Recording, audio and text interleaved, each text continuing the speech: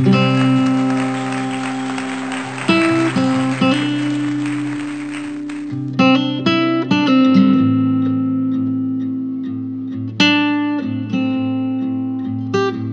असं वाटतं की 2010 साली गडकर सरांनी दलित कथा व दलितेतरांची कथा या नावाचं पुस्तक लिहिलेलं आहे आणि तो त्यांच्या पीएचडीचा विषय आहे.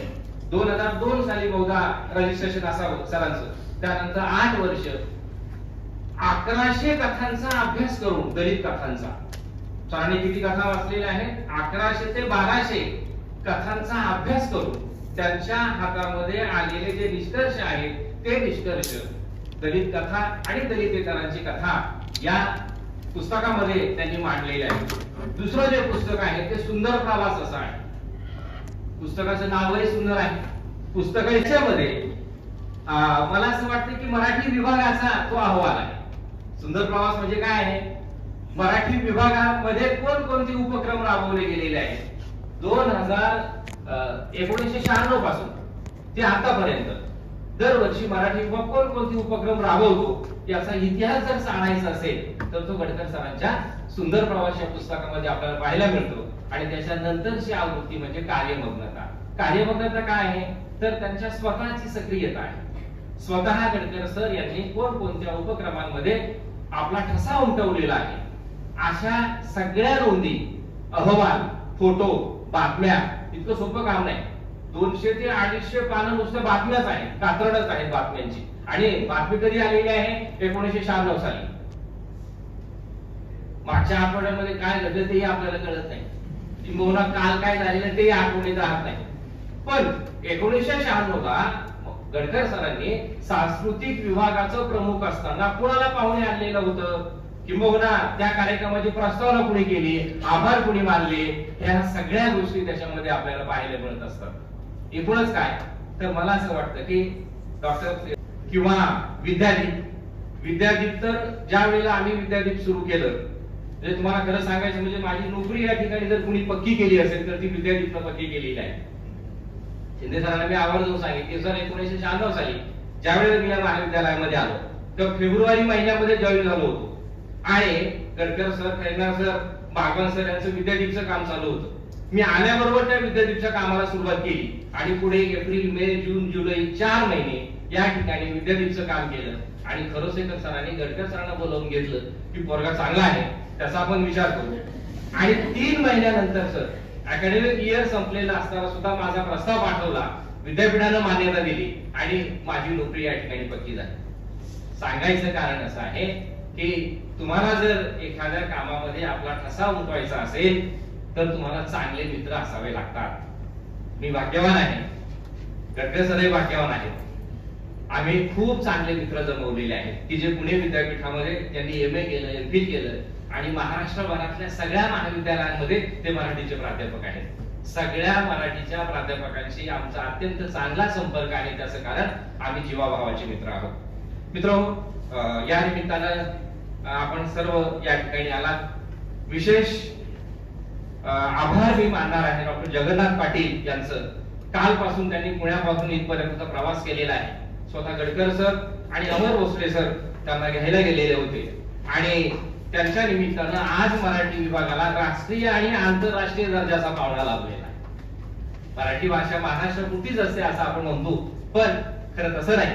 तुमचे विचार, तुमच्या भावना जर पक्क्या असतील तर तुम्हाला नक्कीच चांगल्या संधी उपलब्ध होतात. या निमित्तानं जाता जाता मी एवढंच म्हणेन, गडकर सरांचं हे जे पुस्तक आहे या पुस्तकाचं अत्यंत चांगलं आत्मचरित्र होऊ शकतं. मी नेहमी गडकर सरांना सांगत असतो या ज्या नोंदी आहेत म्हणजे घटना आहेत, या घटनांना फक्त शब्दांकित करायचं आहे आणि ललित रम्य पद्धतीनं, वर्णनात्मक पद्धतीनं जर तुम्ही ते लिहिलं तर अत्यंत चांगलं आत्मचरित्र तयार होणार आहे. ज्या पद्धतीनं आज आपले पाहुणे जगन्नाथ पाटील यांचं चंबूखडी ड्रीम्स हे आत्मकथन आहे आणि खरोखर ते वाचण्यासारखं आहे. एक सामान्य माणूस, खेड्यातला माणूस, खेड्यातला मुलगा आंतरराष्ट्रीय पातळीवर कशा पद्धतीने जाऊ शकतो हे जर वाचायचं असेल तर आजच्या पाहुण्यांचं चंबूखडी ड्रीम्स हे जर आपण वाचलं तर त्याचा प्रत्यय येतो. चंबूखडी नावाची टेकडी त्या विद्यानिकेतनच्या तिथं आहे, म्हणजे त्या टेकडीच्या पायथ्याशीच विद्यानिकेतन आहे. गडकर सरांच्या बोलण्यामध्ये नेहमी चंबूखडी आणि विद्यानिकेतन या दोन गोष्टी येत असतात. त्यामुळे मला हे ज्ञात आहे. मी डॉक्टर जगन्नाथ पाटील सर यांचं मराठी विभाग प्रमुख म्हणून मनापासून स्वागत करतो आणि त्यांच्या पुढच्या कार्याला शुभेच्छा देतो आणि थांबतो. धन्यवाद.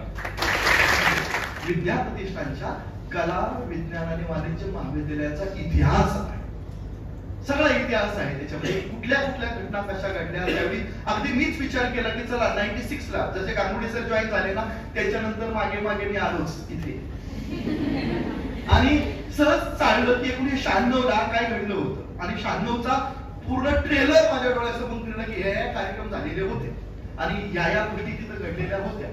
प्रत्येक माणसाला जे माणसं इथं जॉईन झालेले आहेत त्यांना आठवेल की काय काय घडलेलं आहे इथं आणि म्हणून ते वैयक्तिक पुस्तक न राहता त्या महाविद्यालयाचा दस्तावेज होतो पाहतो आहे.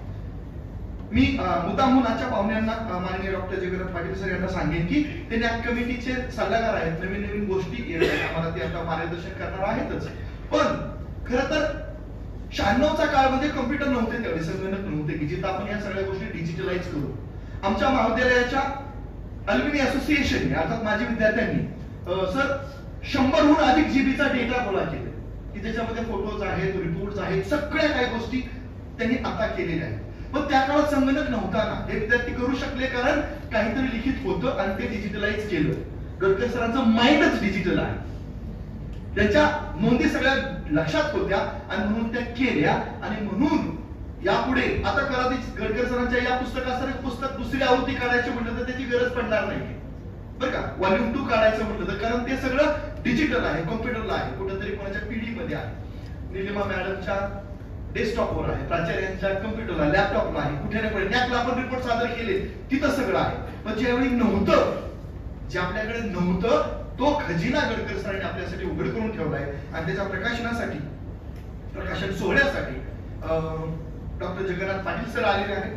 खरं तर जगन्नाथ पाटील सरांची पुस्तक वाचत असताना सरांनी मला परवाच पुस्तक लिहिले, सर बघा हे पुस्तक काय आहे आणि त्यातले काही वाक्य म्हणजे की कोट होत. आम्ही असताना फक्त मोठ्या मोठ्या लेखकांची कोट आम्ही बघायचो. आमच्या लक्षात असं येतं की अलीकडचे लेखक जगन्नाथ पाटील हे तरुण पिढीचे प्रतिनिधित्व करणारे लेखक आहेत. या लेखकांचे जे वाचन आहे ते फ्रँक आणि फ्री थॉटचं वाचन आहे. जुन्या काळी वि.स. खांडेकरांपासून सगळ्यांना पाहिलं आपण ना तर त्यांच्यावर शेक्सपियर, मिल्टन, प्लेटो, अरिस्टॉटल यांचा प्रभाव दिसतो. नव्या लेखकांवर त्यांच्या विचारांचा, स्वतंत्र विचारांचा प्रभाव आहे आणि म्हणून जगन्नाथ पाटील सर यांचं एकच फक्त वाक्य उद्धृत करतो मी, त्यांच्या एका भाषणातलं आहे. माझ्या शिक्षकांच्या अनुभवावरून मी एक गोष्ट सांगू इच्छितो, ठामपणे सांगू इच्छितो की कुठलंही आधुनिक तंत्रज्ञान किंवा शिक्षण पद्धती ही एखाद्या समर्पित शिक्षकाला कधीही पर्याय ठरू शकत नाही. मला असं वाटतं की एक समर्पित शिक्षक, आणि मला नक्की खात्री आहे की विद्या प्रतिष्ठानमध्ये जेवढे शिक्षक आहेत ते सगळे समर्पित शिक्षक आहेत. आपल्या ज्याला आपण हाडामासाचे म्हणतो, हाडाचे शिक्षक म्हणतो, हे शिक्षक तळमळीने काम करतात विद्यार्थ्यांसाठी, कारण आपला बेस हा ग्रामीणचा आहे. ग्रामीण भागातल्या विद्यार्थ्यांसाठी जे जे देता येईल ते देतोय आणि म्हणून आज औचित्य साधून मी जास्त वेळ नाही घेता डॉक्टर गडकर सर यांना विनंती करतो की सर आपण आजच्या प्रमुख अतिथींचा अर्थात आपल्या जवळच्या मित्रांचा, जरी ते आज मित्र असले तरी आपले अतिथी आहेत, डॉक्टर जगन्नाथ पाटील सर यांचा परिचय करून द्या.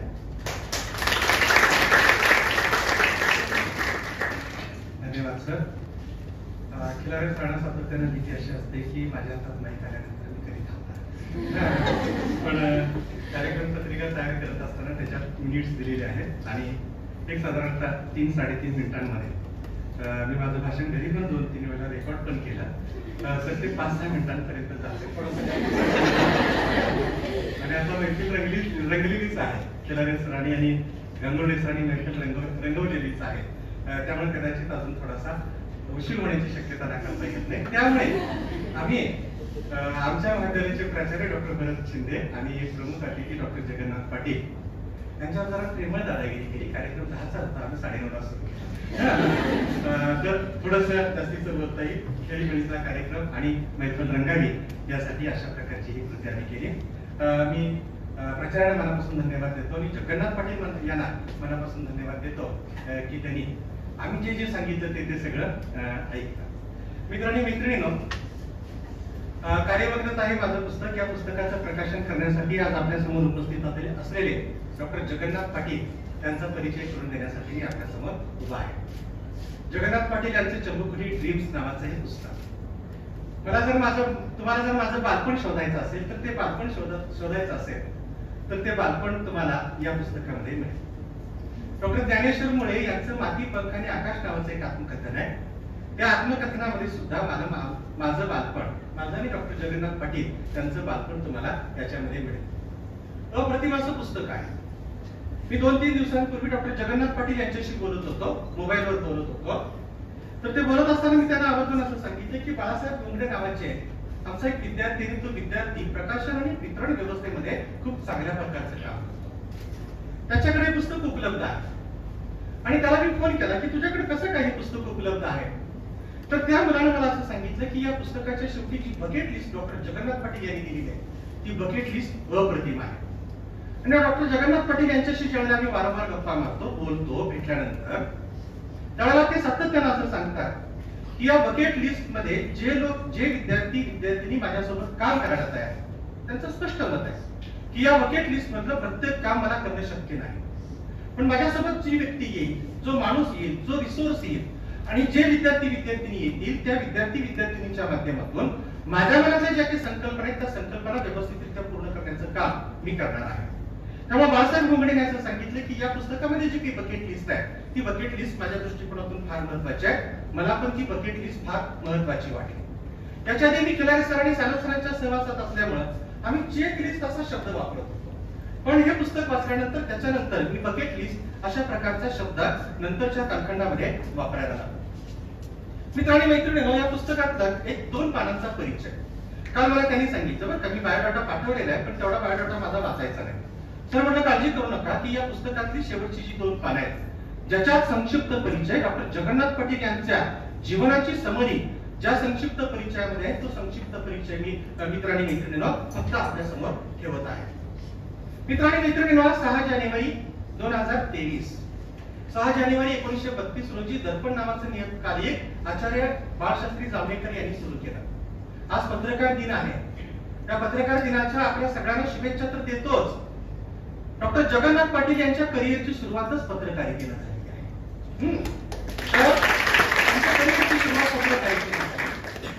ते पत्रकार होते, ते प्राध्यापक होते, ते शिवाजी विद्यापीठामध्ये शैक्षणिक प्रशासक होते आणि सर्वात महत्वाचं म्हणजे की संशोधनाच्या क्षेत्रामध्ये सुद्धा त्यांचं खूप चांगल्या प्रकारचं काम.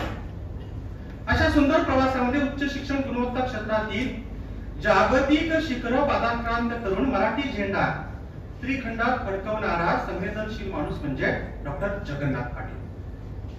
आंतरराष्ट्रीय उच्च शिक्षण वर्तुळात जेपी या नावाने प्रसिद्ध असलेले डॉक्टर जगन्नाथ पाटील, जेपी जयप्रकाश नारायण यांच्याशी त्यांचं वैचारिक नातं आहे म्हणून तो शॉर्ट फॉर्म त्यांनी आपल्या स्वतःच्या नावासाठी घेतलेला आहे. जेपी या नावाने प्रसिद्ध असलेले डॉक्टर जगन्नाथ पाटील मूळचे कोल्हापूर जिल्ह्यातील राधानगरी तालुक्यातील टिटवे या गावचे. टिटवे असं दोन्ही प्रकारचं उच्चारण त्याचे केलं जातं. जीवन काय असतं बघा, लाईफ काय असतं बघा, संघर्ष काय असतो बघा, एखाद्याच्या वाट्याला काय काय येऊ शकतं बघा. 1971 साली जे युद्ध झालं होतं त्या युद्धामध्ये सीमेवर लढताना धारातीर्थी पडलेले शहीद सैनिक सीताराम पाटील यांचे ते सुपुत्र आहेत. आणि त्याच्या पुढची गोष्ट अशी सांगतो की डॉक्टर जगन्नाथ पाटील यांनी आपल्या वडिलांना आयुष्यात कधीही बघितलेलं नाही. हे बाळ आईच्या पोटात असताना दुर्दैवाने वडिलांचा मृत्यू झालेला आहे. त्याच्यानंतरचा सगळा संघर्ष, त्यांच्या आईने जो काही संघर्ष केला या पोराला पुढे मोठं करण्यासाठी, जगवण्यासाठी, तो सगळा संघर्ष याच्यामध्ये आहे.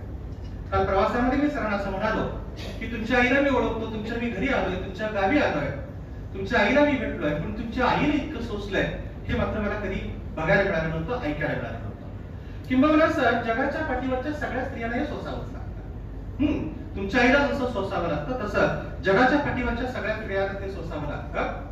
आणि साधारणतः सरांनी मगाशी जो उल्लेख केला खिलारे सरांनी, महात्मा ज्योतिराव फुले यांच्यावर जो प्रभाव होता, थॉमस पेनच्या राईट्स ऑफ ह्युमन नावाचा जो काही ग्रंथाचा जो प्रभाव होता आणि त्या ग्रंथामुळे महात्मा ज्योतिराव फुले यांनी पहिल्यांदा आपल्या कार्याची सुरुवात करत असताना पहिल्यांदा मुलींची शाळा सुरू केली. 1 जानेवारी 1848 रोजी मुलींची शाळा सुरू केली. त्याचं कारण असं की महिलांच्याकडे हे जग तोलून धरण्याची फार चांगल्या प्रकारची क्षमता असते. आणि म्हणून महात्मा ज्योतिराव फुले यांनी जे काही काम केलं ते काम महत्वाचं ठरतं.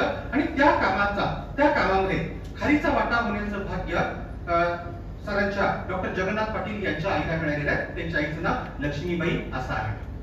टिटवे येथील नागोबाच्या देवळात एलपंडी पासून, आमच्याकडे एलपंडी म्हणजे बालवाडीच्या वगैरे असं काहीतरी ते एलपंडी पासूनचा शिक्षणाचा श्री गणेशा झाल्यावर मुंबईतील शारदाश्रम आणि कोल्हापूरचं चंबुकडीच्या पायथ्याशी असलेलं शिंगणापूरच्या गावाच्या शेजारचं राजर्षी शाहू छत्रपती विद्यानिकेतन अशा ध्येयवादी उपक्रमशील शाळांमधून त्यांचा शैक्षणिक पाया मजबूत झाला. वृत्तपत्र विद्या व समाजशास्त्र विषयात शिवाजी विद्यापीठात MJC ला त्यांनी प्रथम क्रमांक पटकावून PhD साठी संशोधन फेलो म्हणून आपल्या स्वतःच्या करिअरची सुरुवात केली. नंतरच्या कालखंडामध्ये दैनिक सकाळमध्ये, दैनिक लोकमतमध्ये, दैनिक इंडियन एक्सप्रेसमध्ये अशा अनेक नामांकित वृत्तपत्रांमध्ये त्यांना काम करण्याची संधी मिळाली. पत्रकार म्हणून, स्तंभलेखक म्हणून अनेक नियतकालिकांमधून त्यांनी फार चांगल्या प्रकारचं त्या कालखंडामध्ये लेखन केलं. अगदी काल परवा सुद्धा त्यांचा एक फार चांगल्या प्रकारचा दैनिक पुढारीमध्ये एक लेख प्रसिद्ध झालेला आहे. कोल्हापूर येथील शिवाजी विद्यापीठाचे वृत्तपत्र विद्या विभागातील ते पहिले सेट आणि नेट असलेले विद्यार्थी, पहिले त्याच विभागामध्ये ते पहिले PhD असलेले विद्यार्थी. या विद्यापीठामध्ये प्राध्यापक, नंतर सहाय्यक कुलसचिव अशा अनुभवानंतर न्या या राष्ट्रीय संस्थेमध्ये सल्लागार म्हणून गेली साधारणतः गेल्या 18 ते 19-20 वर्षांपासून ते कार्यरत आहे. या नॅकमध्ये गेल्यामुळे, सल्लागार म्हणून तिथे गेल्यामुळे त्यांना राष्ट्रीय पातळीवर काम करण्याची संधी मिळाली, आंतरराष्ट्रीय पातळीवर काम करण्याची संधी मिळाली. माझ्या माहितीप्रमाणे इथं भूगोलामध्ये जगाच्या पाठीवर 180 देश असतील. त्या 180, माझा भूगोल कच्चा आहे, जर काही चुकत असेल तर ते मला माफ करा.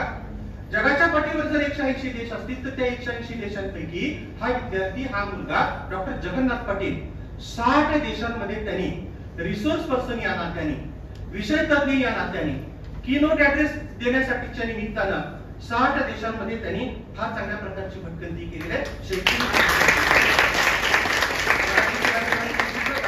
सांगितलं की त्यांचं उर्वरित जे भवितव्य आहे त्या उर्वरित भवितव्यासाठी सुद्धा आमच्या विद्या प्रतिष्ठान परिवाराच्या वतीनं पाटील सर तुम्हाला मनापासूनच्या शुभेच्छा. International network for quality assurance in higher education या संघटनेचे ते पहिले आशियाई अध्यक्ष होते. एशियाई पॅसिफिक क्वालिटी रजिस्टर या आंतरराष्ट्रीय संघटनेचे ते संस्थापक अध्यक्ष आहेत. युनेस्को, जागतिक बँक, युरोपियन युनियन अशा विविध आंतरराष्ट्रीय संघटनांच्या मोहिमांवर आणि प्रकल्पांवर सरांनी तज्ञ म्हणून कार्य केलेलं आहे. तर फार चांगल्या प्रकारचे राष्ट्रीय पातळीवरचे आणि आंतरराष्ट्रीय पातळीवरचे पुरस्कार प्राप्त झालेले आहेत. 2007 साली ऑस्ट्रेलिया सरकारचा इंडिव्हिज्युअल इंडिया पुरस्कार, थायलंड येथे उपपंतप्रधान यांच्याकडून 2013 मध्ये त्यांना मानपत्र मिळाले. 2019 मध्ये श्रीलंकेच्या पंतप्रधानांच्याकडून त्यांना प्रशस्ती पत्र मिळाले. 2013 ला अमेरिकन सरकारच्या प्रतिष्ठित IVLP पुरस्कारासाठी त्यांचं नामांकन झालेलं आहे. असे अनेक जागतिक प्रकारचे आंतरराष्ट्रीय पातळीवरचे पुरस्कार सन्मान सरांना मिळालेले आहेत. औरंगाबाद येथील डॉक्टर बाबासाहेब आंबेडकर मराठवाडा विद्यापीठाचा त्यांना जीवन गौरव पुरस्कार मिळालेला आहे. महाराष्ट्र राज्य प्राचार्य संघटनेकडून स्क्रोल ऑफ ऑनर हा पुरस्कार त्यांना मिळालेला आहे. त्यांचं गाव कोल्हापूर जिल्ह्यातल्या राधानगरी तालुक्यातलं आहे. राधानगरी तालुक्यानं त्यांना राधानगरी भूषण पुरस्कार दिलेला आहे, मायबोली भूषण पुरस्कार दिलेला आहे. आणि मित्रांनी मैत्रिणींनो, 2 वर्षांपूर्वी या पुस्तकाचं प्रकाशन झालं. कोरोनाच्या कालखंडामध्ये, लॉकडाऊनच्या कालखंडामध्ये डॉक्टर जगन्नाथ पाटील यांना जी उसंती मिळाली, त्या उसंतीच्या कालखंडामध्ये 1 टाकी त्यांनी या पुस्तकाचं लेखन केलं. 2 वर्षांपूर्वी प्रसिद्ध झालेल्या या पुस्तकाला अण्णाभाऊ साठे पुरस्कार तर मिळालेलाच आहे. दमसा दक्षिण महाराष्ट्र साहित्य सभा, आमची कोल्हापूरची सभा, या सभेचा तर त्यांना पुरस्कार मिळालेला आहे. पण अगदी काल परवा 31 डिसेंबर 2022 रोजी नाशिक येथील सार्वजनिक वाचनालयाचा, ज्याच्यामध्ये डॉक्टर कुसुमाग्रजांनी फार चांगल्या प्रकारचं काम केलेलं आहे, अशा प्रतिष्ठित वाचनालयानं त्यांना मु.ब. यंदे पुरस्कार देऊन सन्मानित केलेला आहे. त्यांचा तुम्हाला शुभेच्छा देतो. आणि मी त्यांना असं सांगितलं की तुमचं आत्मकथन, तुमचं जीवन एका पुस्तकामध्ये सामावत नाही, अशी किमान 5-6 पुस्तकं त्यांची तयार झाली पाहिजेत. पण सरांनी वेगळे काही प्रकल्प सांगितले. या वर्षभरामध्ये त्यांना शिक्षण क्षेत्रामध्ये काही चांगल्या प्रकारचं लेखन करायचं आहे आणि त्याच्यानंतर शेतकऱ्यांसाठी फार चांगल्या प्रकारचं लेखन करायचं आहे आणि त्यामुळे आत्मचरित्रांची मालिका कदाचित नंतरच्या दाखवण्यामध्ये मित्रांनी मैत्रिणींनो आपल्याला वाचायला मिळेल. मित्रांनी मैत्रिणींनो, आम्ही लोक आपल्या महाविद्यालयाचे प्राचार्य, आयपीसी कोऑर्डिनेटर किंवा आम्ही सगळे प्राध्यापक मंडळी किंवा आयपीएससी मध्ये काम करणारे आमचे सगळे सहकारी, कोऑर्डिनेटर्स आणि इंचार्जेस, हे सगळे लोक नॅकला सामोरं जात असताना खूप दमछाक होते. खूप कलेक्शन करावं लागतं, खूप संकलन करावं लागतं, खूप सबमिट करावं लागतं. पण डॉक्टर जगन्नाथ पाटील यांनी या देशातल्या 1500हून अधिक महाविद्यालयांचं आणि विद्यापीठांचं त्यांनी मूल्यांकन केलेलं आहे. सर, मी तुम्हाला मनापासून शुभेच्छा देतो. फार चांगल्या प्रकारचं काम तुमच्याकडून व्हावं अशा प्रकारची अपेक्षा व्यक्त करतो. नॅक व भारत यांच्यासाठी अनेक जागतिक सन्मान मिळवण्यामध्ये त्यांचा सिंहाचा वाटा आहे. मेलबोर्न विद्यापीठाची उच्च शिक्षण गुणवत्ता विषयातील पदवी प्राप्त करण्यासाठी त्यांना ऑस्ट्रेलिया सरकारची अलीकडे शिष्यवृत्ती प्राप्त झालेली आहे. राष्ट्रीय व आंतरराष्ट्रीय स्तरावर अनेक संशोधन प्रकल्प व प्रकाशनांवर सर कार्यरत आहे. देशातील अनेक राज्यांमध्ये शालेय शिक्षणाच्या बाबतीमध्ये आणि उच्च शिक्षणाच्या संदर्भातील अनेक राज्य सरकारच्या शिक्षण मंत्रालयांना ते धोरणांच्या संदर्भामध्ये सल्ला व मार्गदर्शन देत असतात. Mauritius, Mongolia, Russia, Kazakhstan, Malaysia अशा अनेक देशांमध्ये उच्च शिक्षण गुणवत्तेच्या धोरणाच्या संदर्भामध्ये व संस्थांच्या मूल्यांकनाच्या संदर्भामध्ये सरांनी विशेष मोहिमांचं नेतृत्व केलेलं आहे.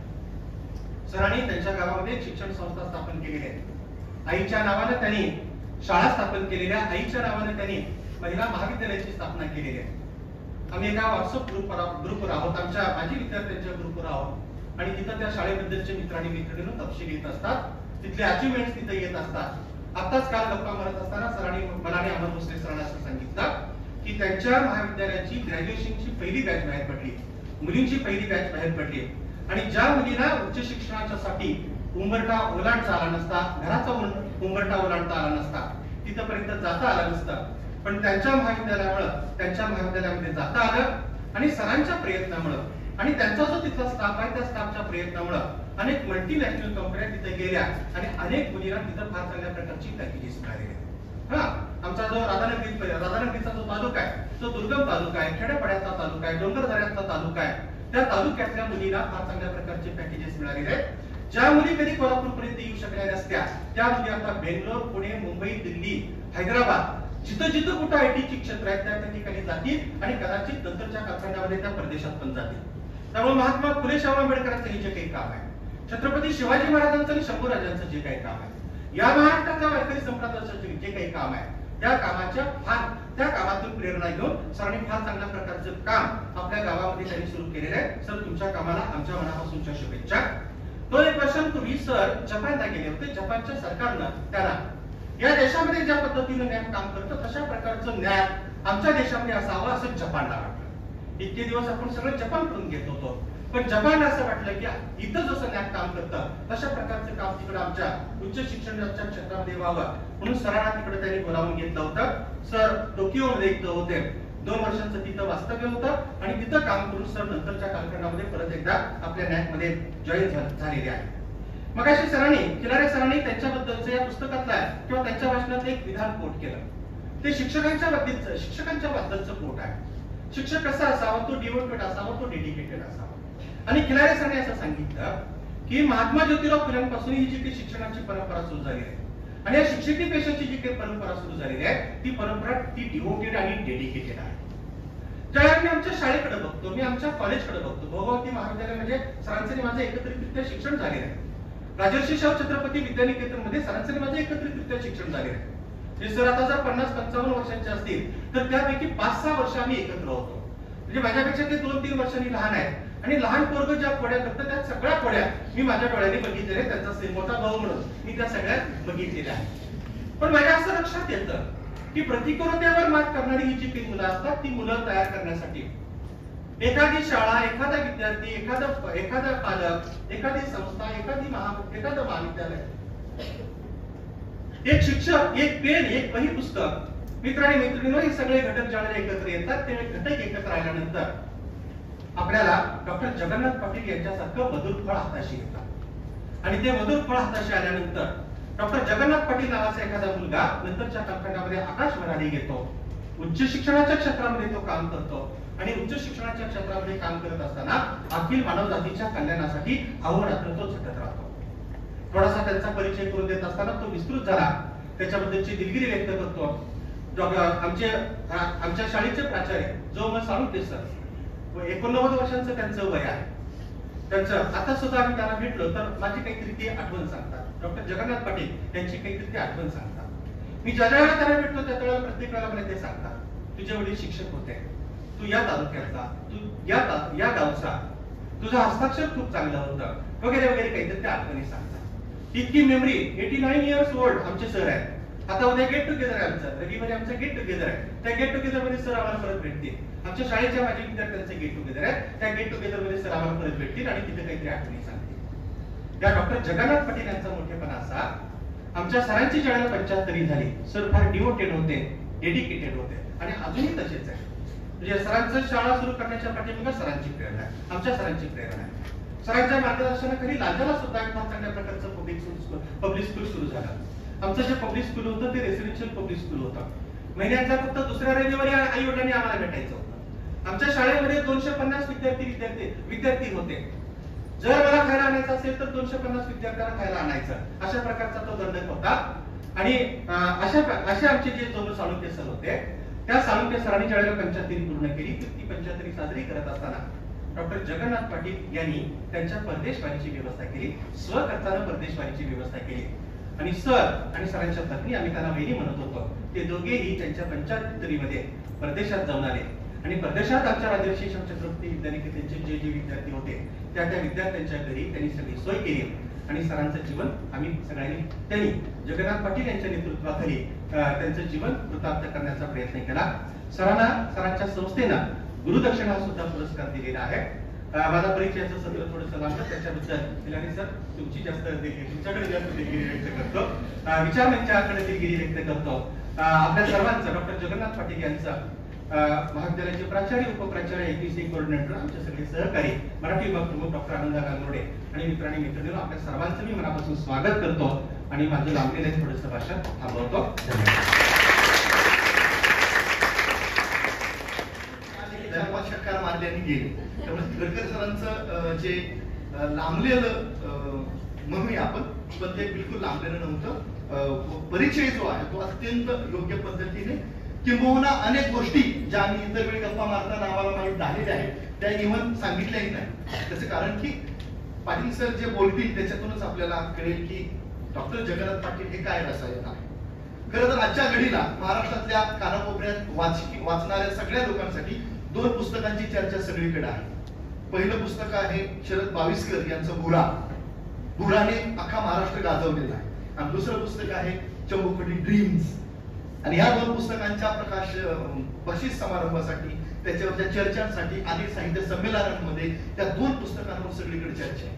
आपलं भाग्य की त्यातल्या एका पुस्तकाचे लेखक आपल्या समोर आहेत. त्यांच्या भूमिका बदलत राहतात. डॉक्टर जगन्नाथ पाटील यांच्या भूमिका का बदलतात? आम्ही त्यांना ऍक्च्युअली ऍडवायझर म्हणून बोलवले, पण आता लेखक म्हणून बोलतो आहोत. थोड्या वेळाने ते ऍडमिनिस्ट्रेशन म्हणून मध्ये आहेत त्यावेळी बोलतील.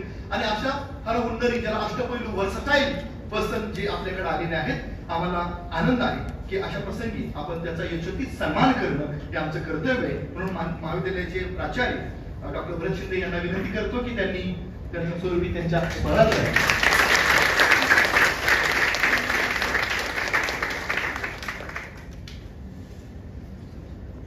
गजरा या पुस्तकाच्या प्रकाश समारंभासाठी तयार राहायचं आहे.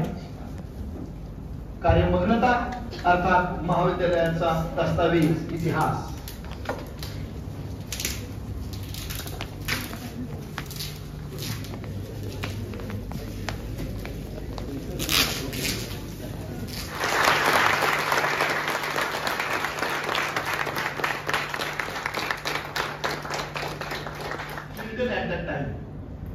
मिल्टन, जॉन मिल्टन इंग्रजी कवी आहे. At the age of 32 he became blind आणि तो गॉडकडे तक्रार करतो. when I consider how my life is gone before half of my years. म्हणतो काय घडलं माझ्या आयुष्यामध्ये, अजून माझं आयुष्य निम्म पण नाहीये आणि त्याच वेळी माझे डोळे गेले. When I am a chosen poet, chosen by the God to create something different and epic, एक काहीतरी महान काव्य माझ्या हातून घडणार आहे हा त्याला विश्वास होता आणि त्याच्या आधीच माझे डोळे गेले. हा मिल्टन पूर्णपणे आंधळा झाला तरी आपलं वाचन थांबवलं नाही. स्वतःच्या मुली पुस्तकं वाचायच्या ना ऐकायचा आणि ज्यावेळी त्याला लिहायचं होतं तरी पॅराडाइज लॉस्ट नावाचे 12 खंड आणि त्याच्यानंतर पॅराडाइज रिगेनचे 6 खंड 12 अधिक 6 18 खंडाचं महाकाव्य लिहिलं या माणसाने आंधळा असताना. आणि ती जी प्रेरणा असते लेखकाची, मला असं वाटतं की या पुस्तकाची योजना त्या काळामध्ये सरांच्या मनात होती, मला दिसत नाहीये पण मी लिहिणार. आणि तिथपासून सरांची जी उर्मी पेटली आणि काय आलं तर कार्य बनत आहे पुस्तक. आणि म्हणून मला असं वाटतं की ज्याच्या वेळी if you want to conquer the fear, if you want to conquer any failure, don't sit at home, think about it, go out and get busy. तुम्हालाही हा संदेश जम्मूखडी सादर झालं ते कधी, ते 2 महिने 3 महिने लॉकडाऊनचा पिरियड, ज्या वेळी कठीण प्रसंग येतो त्यावेळी शांत बसायचं नसतं. उर्मी आपली एकत्र घ्यायची, सगळं नर्व्स एकत्र घ्यायचे आणि लिहायला बसायचं. मित्रहो, किती जरी डिजिटल क्रांत्या झाल्या, किती जरी मोबाईल फोन हातात आले, किती जरी लॅपटॉप आले, तरी आपला हा पेन, डोकं आणि वही ही जर तुमच्याकडे शाबूत असेल तर इतिहास आजही घडतो. त्याचे प्रमुख, त्याचे साक्षीदार हे 2 मंडळी आहेत, 2 लेखक आहेत, डॉक्टर श्रीराम गडकर आणि डॉक्टर जगन्नाथ पाटील. यानंतर या पुस्तकामध्ये खरं तर सर एकटे काम करू शकत नव्हते. तुम्हाला म्हटलं की अनेक विद्यार्थ्यांचं त्याच्यामध्ये योगदान आहे की ज्यांनी सरांना मदत केली टेक्नॉलॉजिकली, डिजिटली. त्याचबरोबर हे सगळं लावण्यासाठी त्यामध्ये काही प्रातिनिधिक उदाहरण म्हणून सांगतो. आपल्याच महाविद्यालयाचे विद्यार्थी विक्रम कांबळे, विकास म्हस्के, विशाल सोनवणे, दिनेश आठवले, शोन भोकरे, अब्दुल अख्तार, दीपक वेताळ, सागर भोसले. म्हणजे जवळजवळ सागर भोसले नंतर कॉलेज सोडून 10 वर्ष झाले. आता जवळजवळ 10 वर्षापूर्वीपासून सरांच्या डोक्यात जे होतं ते विद्यार्थ्यांपासून आतापर्यंतचे हे सगळे विद्यार्थी होते आणि यांनी मदत केली म्हणून कार्यबद्धता आकाराला आलं. या सगळ्या विद्यार्थ्यांच्या वतीने प्रातिनिधिक सत्कार म्हणून आम्ही शोन भोकरे यांना विनंती करतो की आपण सत्काराचा स्वीकार करावा. माननीय डॉक्टर जगन्नाथ पाटील सर यांना विनंती की सर याचे जे शिल्पकार आहेत, शिल्पकाराच्या मागचे हात शोन भोकरे आणि मंडळींचे आहेत, त्यांचा आपण एक पुस्तक रूपी भेट देऊन सत्कार करावा अशी मी आपला सोयी.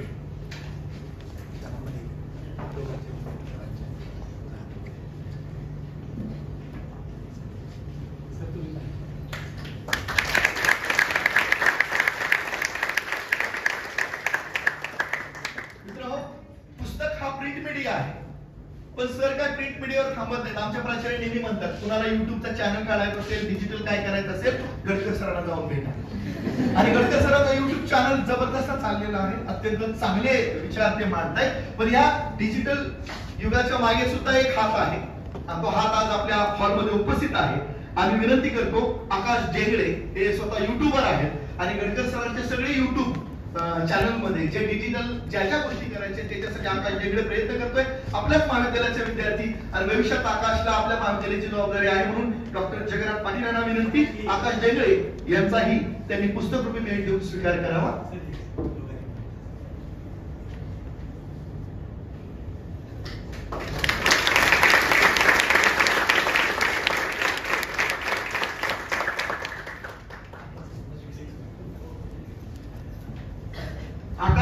धन्यवाद मान्यवरांनी मनापासून व्हावं. आकाश, पुरस्काराने तुझी जबाबदारी अजून वाढली. महाविद्यालयाचा युट्यूब चॅनल तुझ्याकडे येतो आहे.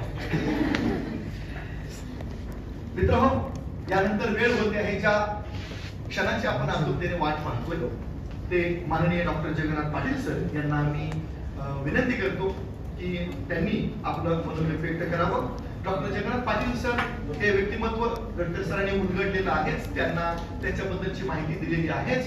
पण सगळ्यात महत्वाचं ज्यावेळी ते बोलायला सुरुवात करते आपणास लक्षात येईल की जगन्नाथ पाटील सर हे राष्ट्रीय आणि आंतरराष्ट्रीय पातळीवर कशा पद्धतीने पोहोचले. सर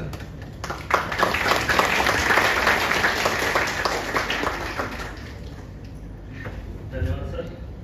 नमस्कार सगळ्यांना, गुड मॉर्निंग. आजच्या अध्यक्ष आहेत किंवा ज्यांच्या उपस्थितीत आपले महाविद्यालयाचे प्राचार्य शिंदे सर आणि माझे गुरुबंधू डॉक्टर श्रीराम गडकर सर, त्याचप्रमाणे व्यासपीठावरती उपस्थित असलेले गांगुर्डे सर, खिलारे सर आणि पेंढारकर मॅडम आणि समोर उपस्थित असलेले प्राध्यापक आणि विद्यार्थी, असं म्हणायला मला जर असं कसल्यासारखं वाटतंय, विद्यार्थी एकदम कोपऱ्यात जाऊन बसलेले आहेत.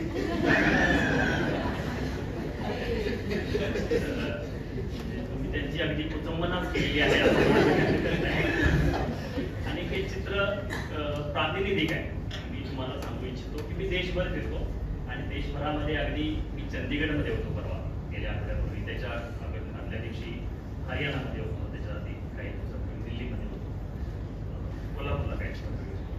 तर मला सगळीकडे साधारणपणे असंच चित्र दिसतंय, बिचारी मुलाशी बिचारी मुल कोपऱ्यात आणि सगळे वर्ग, सगळ्या मेरिट लिस्ट, सगळे काही गुणवत्ता याद्या, याच्यामध्ये मुलीच मुली दिसायला लागलेल्या आहेत.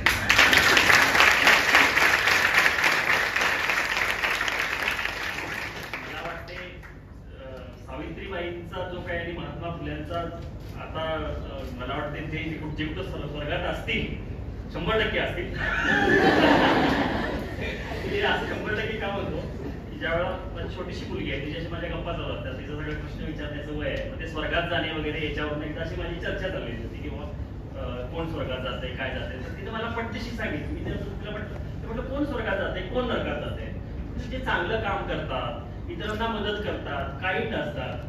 ती जॅपनीज बोलते, इंग्लिश बोलते, पण ती माझ्याशी मराठीच बोलते. तिच्या जर मी इंग्लिश मध्ये बोलायला लागलं तर ती मला लागते मराठीत बोलावते, डोंट टॉक इन इंग्लिश. तर तिला मी सांगतो असं, तर ती म्हटली अच्छा असं आहे काय, चांगलं काम करणारे लोक स्वर्गात जातात, मग आपली आजी तर नक्कीच स्वर्गात.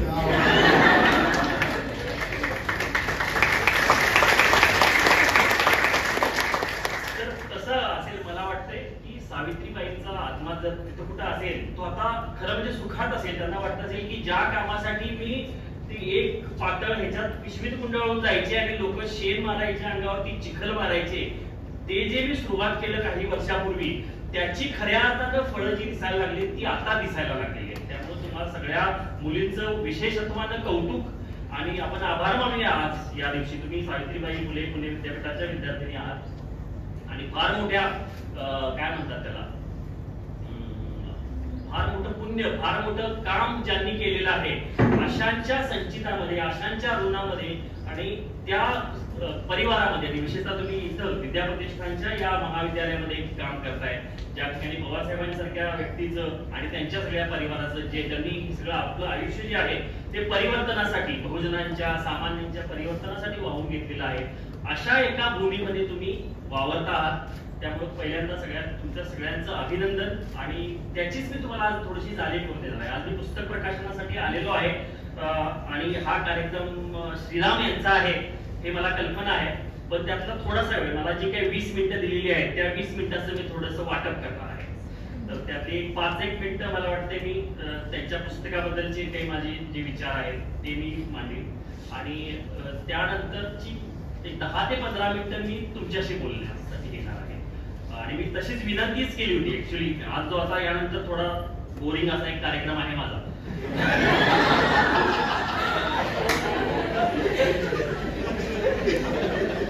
म्हणजे ऍक्च्युली मला खूप बोर होत. अगदी 15 दिवसापूर्वीच हरियाणा, पंजाब, चंदीगड इथले 500 कॉलेजेसचे प्रिन्सिपल्स माझ्या समोर होते आणि त्यांच्या समोर मला दिवसभर ते नॅक बद्दलच असं इंग्रजीमध्ये भाषण द्यायचं होतं, वर्कशॉप वगैरे सगळं चालू होतं आणि समोर ते प्राचार्य आणि ते वेगवेगळ्या प्रश्नाचे मान असे माझ्यावरती सोबत होते. तर प्रत्येक याच्यावरती, त्यामुळे मला मी आता कुठेही मला मित्रांनी विनंती केली की जर तुम्ही या, तर मी म्हणतो मला प्राध्यापकांशी बोलायला सांग, प्राचार्यांशी सुद्धा सांगू नका, मला मुलांशी बोलायला आवडेल असं मी आग्रह धरतो. म्हणजे आता सुद्धा अगदी काही दिवसात नाशिकमध्ये माझा हा पुरस्कार वितरणाचा कार्यक्रम झाला, त्या ठिकाणी सुद्धा एका मोठ्या संस्थेमध्ये मी गेलो. त्यांनी खूप आग्रह करून मला, ते यांचे मित्रच आहेत सानप सर म्हणून, त्यांनी सानप सर, तर ते सानप सरांनी खूप आग्रह करून मला विनंती केली. मग मी त्यांना उलटा आग्रह धरला तुम्ही जर माझं विद्यार्थ्यांशी बोलणं करून देणार असाल तर मी तुमच्या कॉलेजला येतो. कारण याचं एक कारण देखील आहे आणि त्याचा अपवाद मला इथं सापडला. म्हणजे काही दिवसापूर्वी एका मोठ्या कॉलेजमध्ये माझं व्याख्यान झालं कोल्हापूरच्या भाई कॉलेजमध्ये. 700-800 विद्यार्थी होते समोर तिथं आणि 200-400 प्राध्यापकही होते. तर त्यावेळेला मी अगदी उद्विग्नतेने म्हटलं सुद्धा की मी बऱ्याचदा प्राध्यापकांशी बोलायला नकार देतो. याचं कारण मला असं वाटतं की या प्राध्यापकांशी बोलायचं म्हणजे पालत्या गाड्यावरती पालीच आहे असं मी म्हटलं सगळ्यांच्या. आणि कारण मला ते जाणवलं खूप ठिकाणी मला ते जाणवलं. कारण मला जास्तीत जास्त प्राध्यापकांशीच बोलायला ते नॅकला सगळे घाबरतात आणि मग ते सगळे प्रश्न असतात किंवा काय असतं ते मला सगळं. आणि मी त्या ह्याच्यामध्ये कारण मी शिक्षक बघितले. सरांनी कोट वाचून दाखवलं इथं शिक्षकांच्या समर्पित शिक्षकांच्या बद्दलचं. तर ते कोट का आहे तर माझे शिक्षक तसे होते. म्हणजे श्रीराम आणि माझे जे शिक्षक होते साळुंके सर असतील महाजन सर असतील असे आमचे जे काही शिक्षक होते ज्यांनी ज्ञानेश्वर मुळेंना घडवलं, ज्यांनी मला घडवलं, ज्यांनी दिगंबर प्रधानसारखे IPS घडवले, 7-8 IAS घडवले, असंख्य डॉक्टर्स घडवले, असे शिक्षक आम्ही पाहिलेले आहेत. तेव्हा नॅकच्या माध्यमातून मी ह्या जेव्हा शिक्षकांना भेटतो इकडे तिकडे देशभर तेव्हा मला वाईटच वाटतं. कारण ते फक्त निमित्त सांगत असतात की हे कसं शक्य नाही, हे का काय केलं नाही पाहिजे. प्राचार्यांना अगदी म्हणजे भयंकर प्रॉब्लेम असतो. अनेक ठिकाणी मी पाहिलेलं आहे की ती प्राचार्य किंवा संस्था यांना त्या शिक्षकांच्याकडून काम करून घेणं हा भयंकर प्रॉब्लेम असतो. असं मी खूप ठिकाणी बघितलेलं आहे. आणि इथं मला आवर्जून सांगावं असं वाटतंय की इथं मी अपवाद बघितला. या संस्थेमध्ये मी अपवाद बघितला की इथं सर्व शिक्षक जवळपास सगळे जे आहेत ते अतिशय तन्मयतेने शिकवणारे समर्पित असे. मी सकाळी अमर सरांच्या बरोबर वॉक करत होतो. 40-45 मिनिटाचा कॅम्पस मध्ये मी राऊंड घेतला आणि कमीत कमी 10 ते 15 वेळा विद्यार्थ्यांनी त्यांना इंटरसेप्ट केला आणि गुड मॉर्निंग सर असं म्हटलं. मला भरून आलं. मी असं बघितलंय साऊथ मध्ये इकडे तिकडे बघितलंय त्या शिक्षकांना विद्यार्थ्यांची ओळख नसते आणि विद्यार्थ्यांना शिक्षकांची ओळख नसते. म्हणजे किंबहुना मी नॅकचं जे स्टुडंट सॅटिस्फॅक्शन सर्व्हे नावाचा प्रकार आहे तुम्हाला ज्यांनी भाग घेतलेला नॅकच्या प्रक्रियेमध्ये त्यांना माहिती असेल की विद्यार्थी काय समाधान सर्वेक्षण वगैरे असं काहीतरी आहे. स्टुडंट सॅटिस्फॅक्शन सर्व्हे जो नॅकनं सुरू केलेला आहे गेल्या 5 वर्षापासून त्याचा जन्मदाता मीच आहे. म्हणजे किंबहुना ते सगळं फ्रेमवर्क नॅकने जे तयार केलेलं आहे त्या सगळ्या फ्रेमवर्कचं डिझाईन जे आहे कन्सेप्ट पासून ते संपूर्ण डिझाईन करून ते इम्प्लिमेंट करण्यापासूनची सर्वच्या सर्व जबाबदारी UGC चेअरमननी, मिनिस्टरनी आणि आमच्या यांनी माझ्यावरच सोपवली होती. आजही त्याचा त्या फ्रेमवर्कचा जो कॉपीराईट आहे तो माझ्या नावावरती आहे, नॅकच्या आणि माझ्या नावावरती आहे.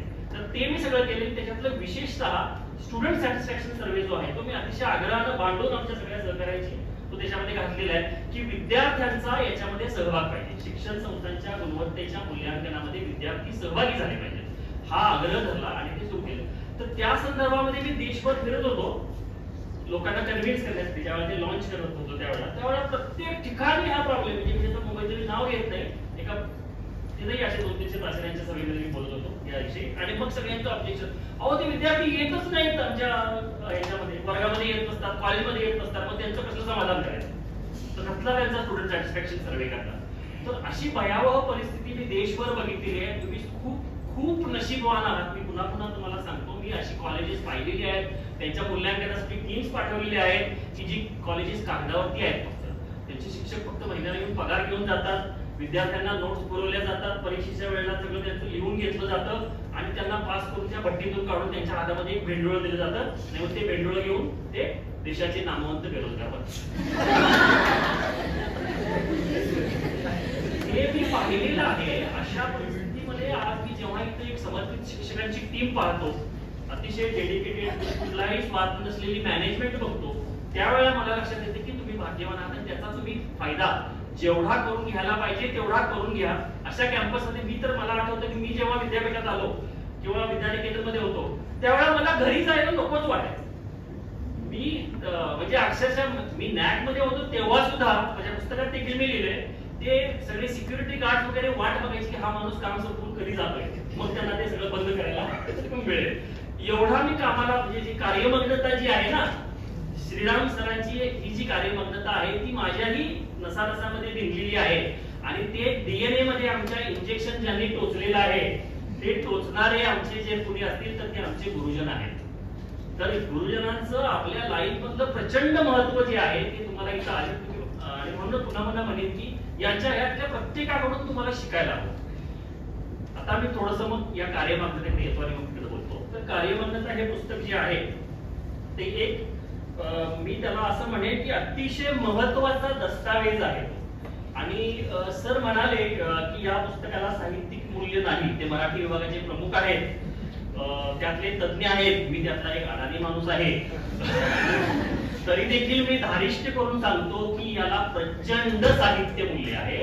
आणि ते साहित्य मूल्य कसलं आहे तर ते ऐतिहासिक संदर्भ साधनाचं साहित्य मूल्य आहे.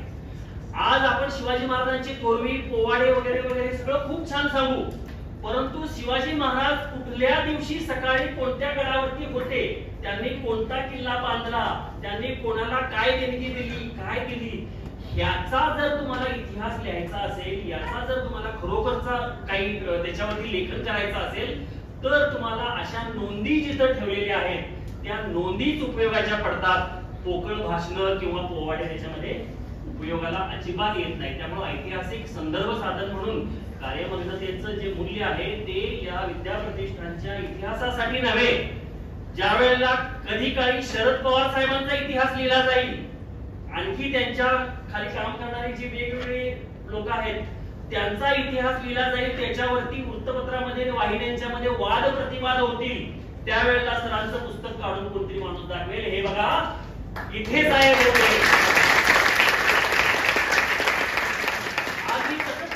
मोठमोठ्या महात्मे इतिहासातल्या व्यक्ती ज्या आहेत त्या इतिहासातल्या व्यक्तींच्या कामाबद्दल जेव्हा वाद निर्माण होतात तेव्हा असलेच पुरावे लागतात, जे खरोखरचे अस्सल पुरावे असतात. त्यांनी वृत्तपत्रांची जी कात्रणं काढलेली आहेत, कोणतरी म्हणले आणि पानं भरण्यासाठी केले का काय, नाही, त्याला प्रचंड मूल्य आहे.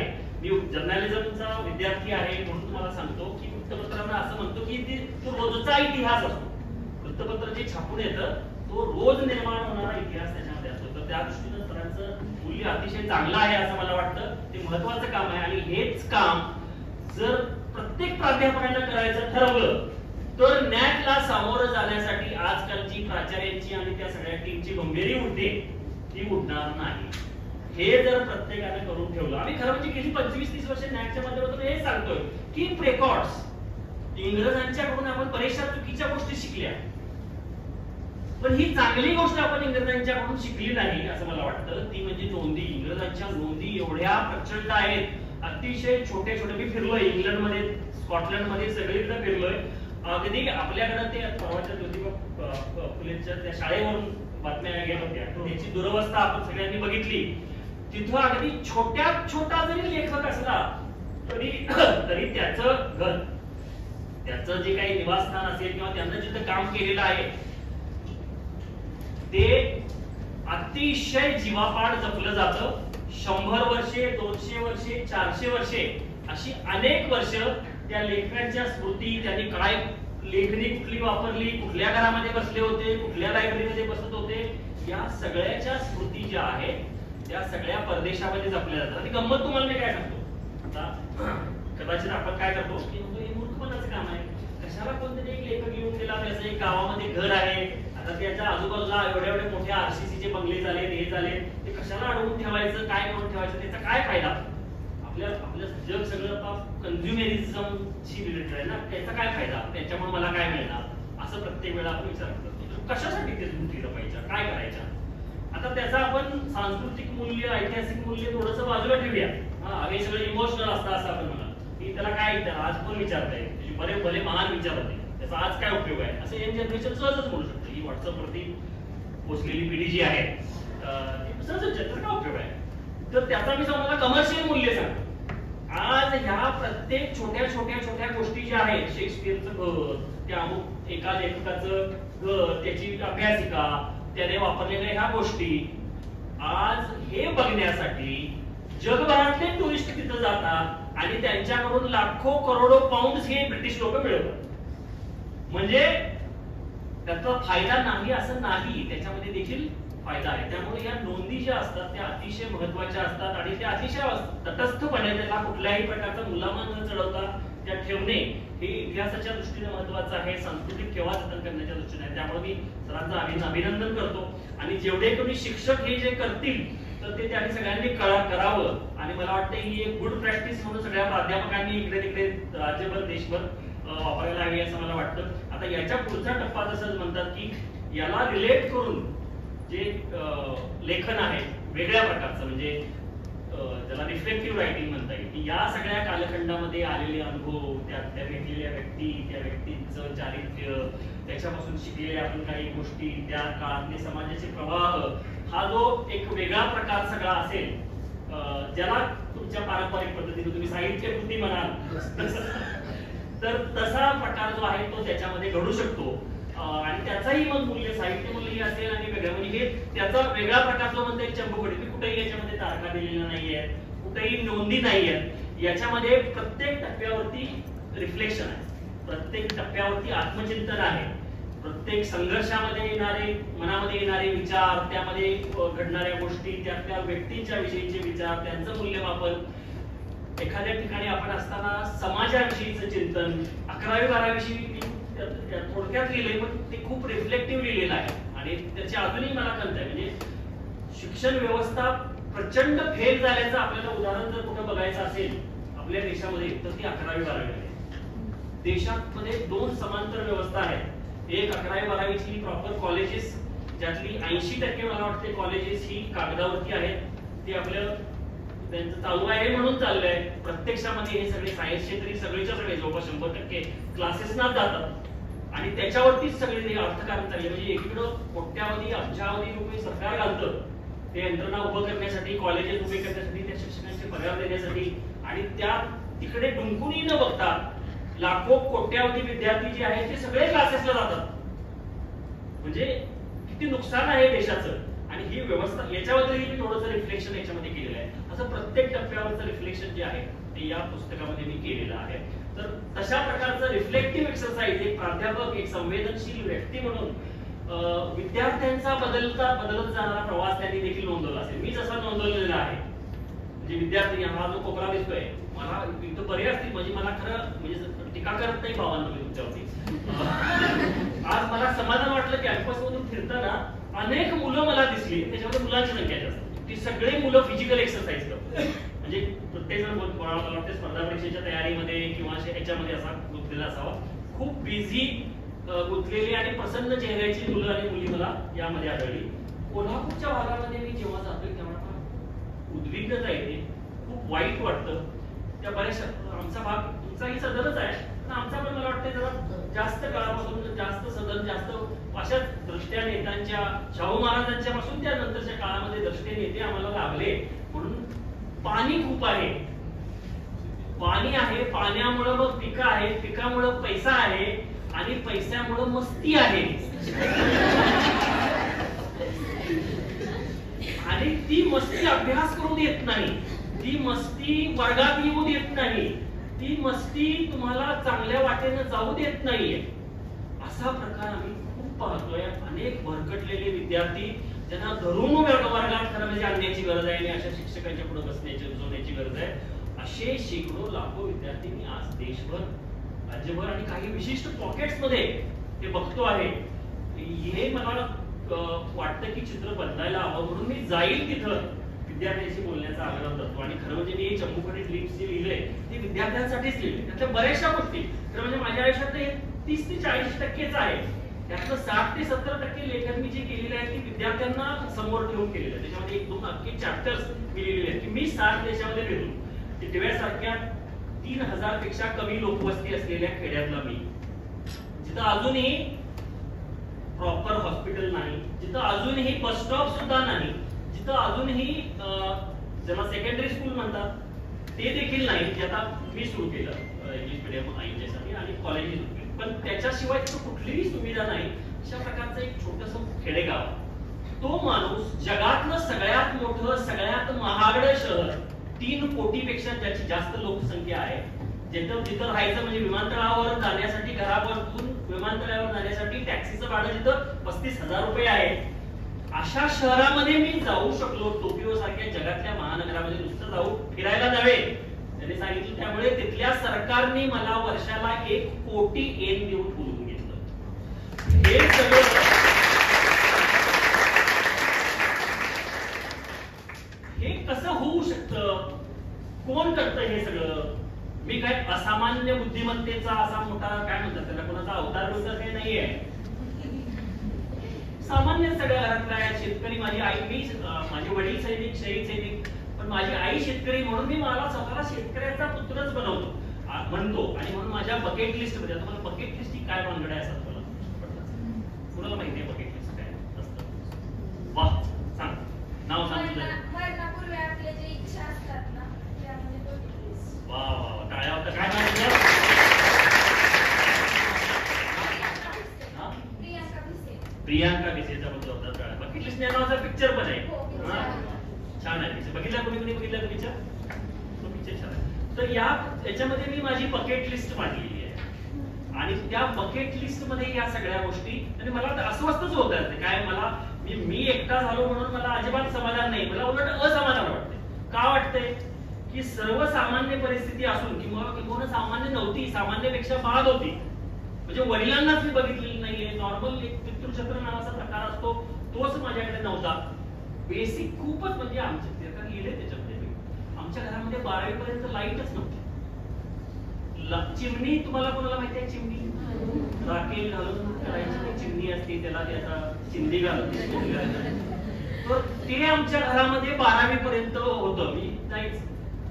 बाकीचं काय तुम्ही म्हणजे त्याच्यावर तुम्ही कल्पना करू शकाल की काय आनंद होता. घरात फरशी वगैरे ते काय मागतच नाही, मस्त शेणाने सारवलेली जमीन वगैरे असा सगळा प्रकार होता. आणि अशा अवस्थेमध्ये केवळ एक महत्वाकांक्षा, लाभलेले चांगले शिक्षक आणि मग पुस्तक. मी तुम्हाला जी काही 2-4 गोष्टी सगळंच मी काही सांगू शकत नाही एवढ्या कमी वेळामध्ये, पण थोडक्यातल्या काही गोष्टी मी तुम्हाला सांगते. मी जे काही सांगणार आहे ते टिप ऑफ आईसबर्ग असणार आहे. त्या सगळं जे काही आहे त्याच्यामध्ये आहे, जरूर वाचा तुम्ही.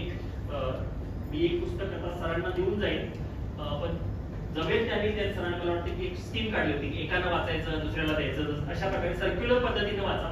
पण ज्यांना आयुष्यात काहीतरी करून दाखवायचं आहे आणि त्यांना वाटतं खूप प्रॉब्लेम आहे. मी खूप लोक असे बघतो त्यांना म्हणतात सारा कुछ हो ही नहीं सकता, इस देश में कुछ हो ही नहीं सकता. त्यांना राजकारणी दिसतात, त्यांना वाटते सगळे भ्रष्ट आहे, लोकशाही सगळे करप्ट आहे, समाज सगळा बाद आहे, वशिल्याशिवाय काय होत नाही, पैसे दिल्याशिवाय काय होत नाही, मी कितीही राबलो तरी मला काय मिळणार नाही, असं वाटणारे असंख्य लोक आहेत. त्यातलं जर तुम्ही एक असाल तर मी तुम्हाला सांगतो तुम्ही हे पुस्तक वाचा आणि या लाईन मध्ये चाला. आणि जर अडचण आली तर माझ्याकडे या, मी बॉन्ड लिहून द्यायला तयार आहे तुम्हाला की तुम्ही आयुष्यामध्ये हा विचार करायचं सोडून द्याल की मेरा कुछ होने वाला नाही, असं तुम्हाला वाटणारच नाही. या पुस्तकामध्ये मी असं लिहिले की बेरोजगारी हा मनाला त्या माणसाच्या झालेला आजार आहे. It's a disease. कोरोनाचा कसा प्रभाव झालेला असतो ना, तसं ते तुम्हाला त्याची लागण झालेली आहे की काय होणार नाही. प्रचंड संधी आहेत या जगामध्ये. संधी जर कुठल्या जगात देशात असतील सगळ्यात जास्त तर भारतामध्ये आहे.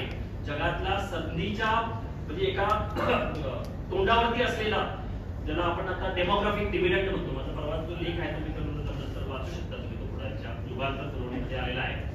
त्याच्यामध्ये मी विस्ताराने मांडलंय की 2-3 वर्षापूर्वी आपण एका विंडो मध्ये प्रवेश केलेला आहे. डेमोग्राफिक डिव्हिडंडची विंडो ज्याला म्हणतात. ती डेमोग्राफिक डिव्हिडंडची विंडो जी आता सुरू झालेली आहे 2-3 वर्षापूर्वी, ती आणखी 2055 पर्यंत चालू राहणार आहे. तर साधारणपणे हा 40 ते 45 वर्षाचा कालखंड आपल्या देशाला असा मिळालेला आहे की या कालखंडामध्ये काम करण्याची क्षमता असलेले युवक आणि युवती आपल्या देशामध्ये फार प्रचंड प्रमाणावरती असणार आहे. येणाऱ्या 25-30 वर्षामध्ये 18 कोटी नवीन युवक आणि युवती हे काय म्हणतात त्याला बाजारात येणार आहेत, मार्केट त्याला म्हणतात, किंवा समाजामध्ये येणार आहेत की त्यांची काम करण्याची क्षमता आहे. आणि असा हा जगातला एकमेव देश असणार आहे भारत. आपण 2030 साली जगामध्ये जी काही 4 ग्रॅज्युएट्स होणार आहेत एकूण, त्यातला एक हा भारतीय असणार आहे. जगामध्ये 2030 ते 35च्या दरम्यान जी काही लोकसंख्या असणार आहे काम करण्यासाठी योग्य असलेली, त्याच्यापैकी 22%, जवळजवळ 1/4 पॉप्युलेशन ही जी आहे ती भारताची असणार आहे. त्यामुळं भारत हे सगळ्या प्रकारच्या संधींचं, आर्थिक सामाजिक सगळ्या प्रकारच्या संधींचं केंद्र हे भारत असणार आहे. आता फक्त एक मिळवायचं कसं हा प्रश्न आहे. त्याच्यामध्ये पॉलिसी मेकरचा प्रचंड रोल आहे. त्याच्याबद्दल मी स्वतंत्रपणे बोलतो, तुमच्याबद्दल बोलतो. पॉलिसी मेकरचा रोल जो आहे तो म्हणजे त्यांनी याच्यामध्ये गुंतवणूक करत राहणं, त्याच्यापासून पळ नाही काढला. कुठल्याही सरकारने, राज्य असो केंद्र असो, त्यांनी याच्या गुंतवणुकीपासून पळ नाही काढला पाहिजे. आणि तो दुर्दैवाने गेली 50 वर्ष आपण पळ काढतो. कोठारी कमिशन जे आहे 1964 ला झालेलं भारताचं पहिलं शिक्षण कमिशन आहे, त्यांनी सुद्धा रेकमेंड केलं होतं की शिक्षणावरती तुम्हाला कमीत कमी 6% गुंतवणूक देशाच्या ढोबळ उत्पन्नाच्या म्हणजे जीडीपीच्या करावी लागेल. आताच्या या नवीन शैक्षणिक धोरण 2020 त्याच्यामध्ये देखील त्यांनी तेच म्हटले, पण मधल्या काळामध्ये कुणीच केलं. ते कुठलंही सरकार असेल ते कर त्यांच्या प्रायोरिटी खूपच वेगळ्या असतात. आणि हे म्हणून धोरणकर्त्यांनी हे लक्षात घ्यायला पाहिजे. त्याचं धोरण चुकीचं आहे की त्यांनी लक्षात घ्यायला पाहिजे असं मी आवर्जून मांडत असतो. याची उदाहरणही देतो की 1948 ला बकाल दरिद्री असलेला साऊथ कोरिया सारखा देश आज जगातल्या 15 टॉप रिच डेव्हलप्ड कंट्री, आपल्याला हिंदाई लागते, आपल्याला LG लागतं, जगभरामध्ये त्यांनी मार्केट कॅप्चर केलेलं आहे. जपान उद्ध्वस्त झालेला होता, तो तर गरीब नव्हता, संपलेला होता. त्या संपलेल्या जपान आज जगातली 5व्या क्रमांकाची आर्थिक महासत्ता आहे. आज सकाळी उठल्यापासून संध्याकाळपर्यंत किमान 2दा तरी आपण जॅपनीज वस्तू वापरतो. तो सोनी टीव्ही असेल किंवा ती मारुती सुझुकी असेल किंवा काय असेल, त्या लोकांनी हे केलेलं आहे. सिंगापूर सारख्या एवढे टिल्लूशा म्हणजे बारामती एवढं पण नाहीये, एवढंच देश आहे, एवढं छोटंसं बेट आहे, तिथे गेलोय अनेक वेळा. त्यांनी 20 वर्षामध्ये जगातली टॉप 100 मधली 2 विद्यापीठं घडवली. आणि आमच्याकडे 1000 विद्यापीठ आहेत, एकही विद्यापीठ या पहिल्या 100 मध्ये नाही आहे. गुणवत्तेच्या बाबतीमध्ये आहे. हे मी एका गुणवत्ता संस्थेचा सल्लागार म्हणून, जागतिक गुणवत्ता संघटनेचा अध्यक्ष म्हणून मी तुम्हाला सांगू इच्छितो की भारतामध्ये गुणवत्तेच्या बाबतीमध्ये शिक्षणाचा आनंद आहे. आणि तो आपण जर ऍड्रेस केला नाही प्रत्येक स्तरावरती, सरकारच्या स्तरावरती, संस्थांच्या स्तरावरती, पण विद्यार्थ्यांच्या स्तरावरती आपण हे केलं पाहिजे की जे काही आपल्याला मिळालेलं आहे, जे काही रिसोर्सेस आपल्याला अवेलेबल आहेत ते खूप सुंदर आहेत, ते खूप जबरदस्त आहेत, ते तुम्ही समजून घ्या. फुकट कुठेही मिळत नाही. अमेरिकेमध्ये एकाही विद्यार्थ्याला फुकट शिकवलं जात नाही, जपानमध्ये शिकवलं जात नाही, ऑस्ट्रेलियामध्ये शिकवलं जात नाही. कर्ज टाकतात अंगावर, तुझ्याकडे पात्रता नाही आहे ना, तुला घे कर्ज, 10 लाखाचं कर्ज घे, बीई हो, झाल्याबरोबर दुसऱ्या वर्षापासून पुढची 8 वर्षे तू कर्ज फेडायचं. फुकटगिरी नावाचा प्रकार नाही आपल्याकडे, फुकटगिरी पण जास्त आहे. आणि त्यामुळेच किंमत होत नाही. त्यामुळेच हे आमच्यातले बरेचसे भाऊ आज ऍडमिशन टाकून गावभर बोलत फिरतात. ते त्यासाठीच फिरतात कारण त्यांनी काय पैसे मोजलेले नसतात, पालकांनी पण पैसे मोजलेले नसतात. फुकटात चाललंय, सरकारच्या पैशांनी महाविद्यालय चाललेलं आहे, कशाला जायला पाहिजे असं वाटतं. ते जर क्लासला घातला तर लगेच आई बाबा जातो, अरे पैसे भरलेत ना मागच्या महिन्यामध्ये, गेली नाहीस क्लासला, लगेच विचारतात. तर तो प्रकार आहे. म्हणून तुम्हाला मी सांगू इच्छितो, तुम्हाला खूप स्वस्त फुकट बऱ्यापैकी तुम्हाला सगळ्याच आपल्या देशातल्या विद्यार्थ्यांना खूप कमी दरामध्ये शिक्षण मिळतं, असंख्य विद्यार्थ्यांना फुकटच मिळतं. आणि हे सरकारनं समाजानं केलेले आपल्यावरती उपकार आहेत. तेव्हा टेक इट सिरियसली की तुमच्या आयुष्याचं काहीतरी करा आणि ते उपकार समाजाचे फेडा. ते फेडण्याची क्षमता आपल्याकडे आहे. भले आपल्याला हवे तेवढे रिसोर्सेस इथं नसतील. आज ऑनलाईन जग ओपन झालेलं आहे, जगातले असंख्य रिसोर्सेस, तुम्हाला फक्त इंटरनेट कनेक्शन पाहिजे. तेही आता एवढं स्वस्त आहे. मी जपानमध्ये राहिलो म्हणून तुम्हाला सांगतो, इथे जेवढं इंटरनेट आहे स्वस्त, अगदी 100, 200, 400 रुपयामध्ये पाहिजे तेवढा डेटा आपल्याला मिळतो महिन्याला. तेवढाच डेटा मिनिमम जर जपानमध्ये घ्यायचा असला तर तुम्हाला त्याच्या 50 पट रक्कम मोजावी लागते. मी राहिलोय स्वतः, भरलेच पैसे त्या इंटरनेटचे म्हणून तुम्हाला सांगतो, 50 टाइम्स मोर. तुमच्या मोबाईलचा असू दे किंवा घरातल्या इंटरनेटचा, एवढं महाग आहे. शिक्षण प्रचंड महाग आहे जगामध्ये. इंग्लंडमध्ये आणि अमेरिकेमध्ये शिक्षणाखेरीज महाग दुसरं काही नाही आहे. प्रचंड महाग आहे शिक्षण. तुम्हाला सगळ्यांना ते छान कमी याच्यामध्ये मिळालेलं आहे आणि या ठिकाणी तुम्हाला खूप चांगल्या पद्धतीची लोक मिळालेली आहेत. तर make most of it. Attitude ठेवा की बाबा आपल्याला करायचं आहे, जे आपल्याकडे उपलब्ध आहे ते ठीक आहे, त्याच्या प्लस कम्युनिकेशन स्किल वाढवा. आपल्या आपल्यात राहू नका, आपल्या दोघे तिघींचा गट असं नाही पाहिजे. Come out, form contact group, तुमचा व्हॉट्सअप आहे, फेसबुक आहे, बॉयफ्रेंड शोधू नका त्याच्यावरती किंवा गर्लफ्रेंड शोधू नका तुम्ही. ते आहे ठीक आहे, तेही सगळं या वयामध्ये असतं, पण याच्यातही आहे माझं एक फसलेलं प्रेम प्रकरण याच्यामध्ये एक त्याची साक्षीदार आहे.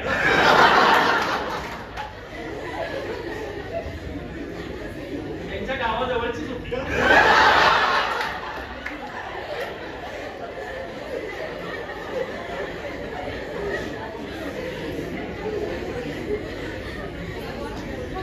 ते मी लिहिलंय. त्यामुळं प्रेमात पडलं नाही पाहिजे, प्रेमात फसलं नाही पाहिजे असं नाही, पडावं फसावं पण त्याच्यामध्ये बुडू नये. त्याच्यामध्ये बुडून तुम्ही जाऊ नका. ठीक आहे ते झालं तर तो एक इन्सिडेंट समजायचा, आपला आपण फोकस ठेवायचा. प्रेम म्हणजे सर्वस्व काय नाही हे तुम्हाला मी सांगतो. या वयात जरूर वाटलंच पाहिजे. जर वाटलं नसेल तर तुम्ही युवक किंवा युवती नाहीच आहात. Something problem is there.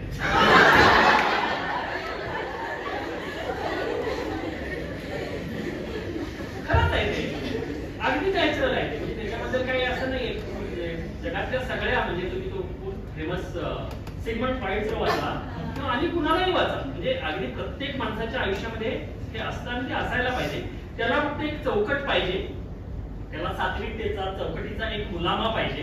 त्याच्यामध्ये आपण भरकटत नाही जायचं. किंबहुना माझा अनुभव वेगळा आहे, तुम्हाला थोडक्यात सांगतो. मी त्या विषयात मला आवडतो असं दिसतं. जेव्हा जेव्हा मी प्रेमात पडलो आणि जेव्हा जेव्हा आपण प्रेमात असतो त्यावेळेला आपला इतर क्षेत्रातला परफॉर्मन्स सुपर असतो.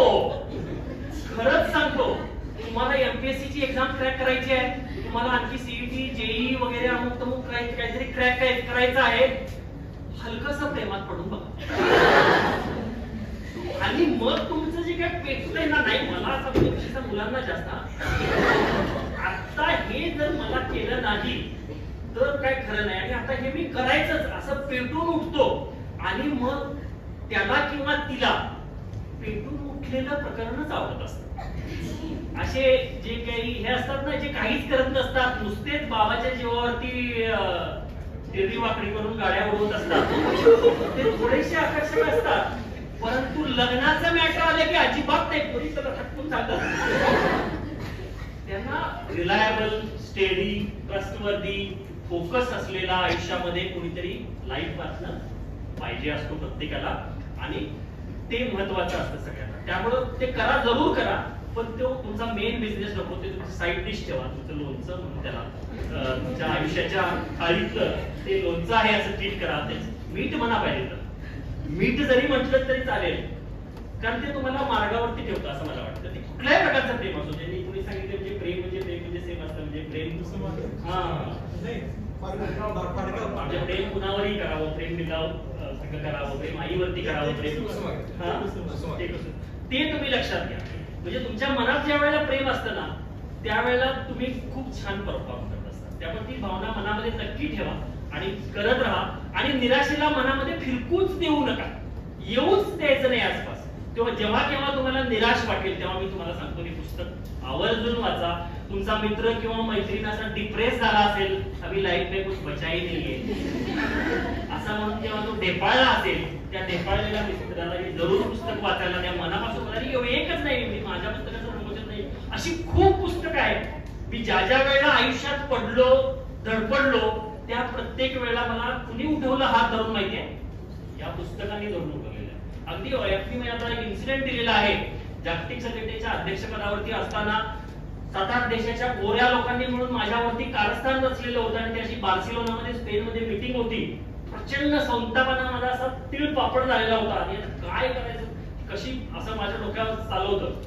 त्या काळामध्ये मला एक अतिशय सुंदर असं पुस्तक वासवानींचं, जेपी वासवानींचं पुस्तक, बर्न युअर अँगर बिफोर इट बर्न्स यू, ते पुस्तक, अख्खं पुस्तक ते मी पॅरिस वरून बार्सिलोनाला चाललो होतो. पॅरिस वरून बार्सिलोनाला सुपरफास्ट ट्रेन, ताशी 300 किलोमीटर वेगाने धावणाऱ्या त्या ट्रेन मध्ये ते अख्खं पुस्तक मी वाचून काढलं. माझं संपूर्ण पेटलेलं जे मन होतं तिथं जाईपर्यंत शांत झालेलं होतं आणि मस्तपैकी त्या गोऱ्यांना मी कुंडळलं. तर हे शक्य होते. पुस्तकं तुम्हाला आयुष्यभर साथ देतात हे लक्षात ठेवा.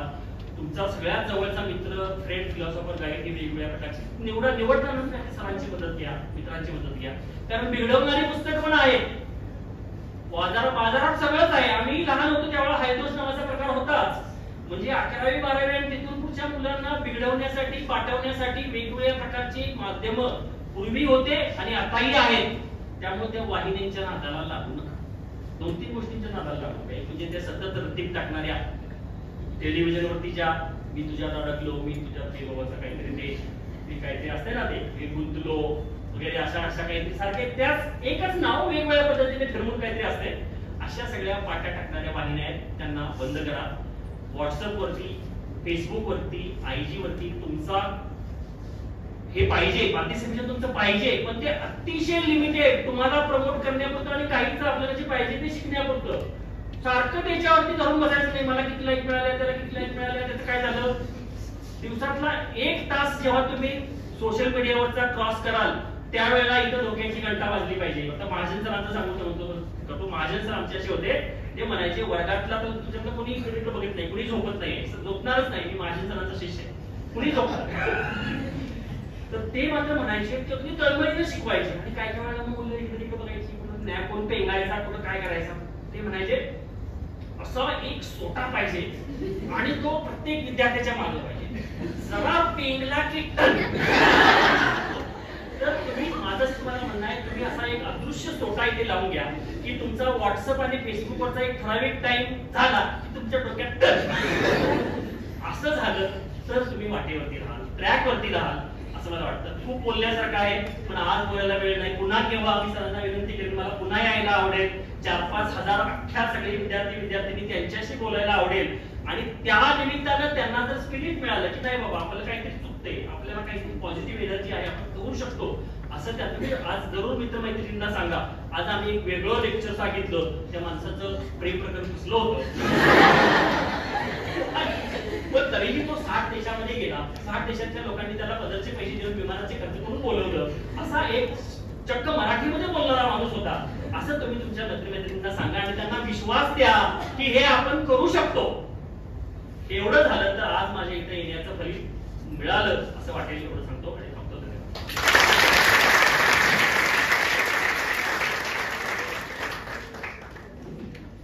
धन्यवाद सर. आपण जनरली अशी म्हणण्याची पद्धत आहे की एखाद्या माणसाचं अत्यंत उत्कृष्ट व्याख्यान ऐकलं की आपण म्हणतो ते चालतं बोलतं विद्यापीठ आहे. हे चालतं बोलते देशातलं नव्हे पूर्ण जगातले विद्यापीठ रन करणारं मशीन आहे.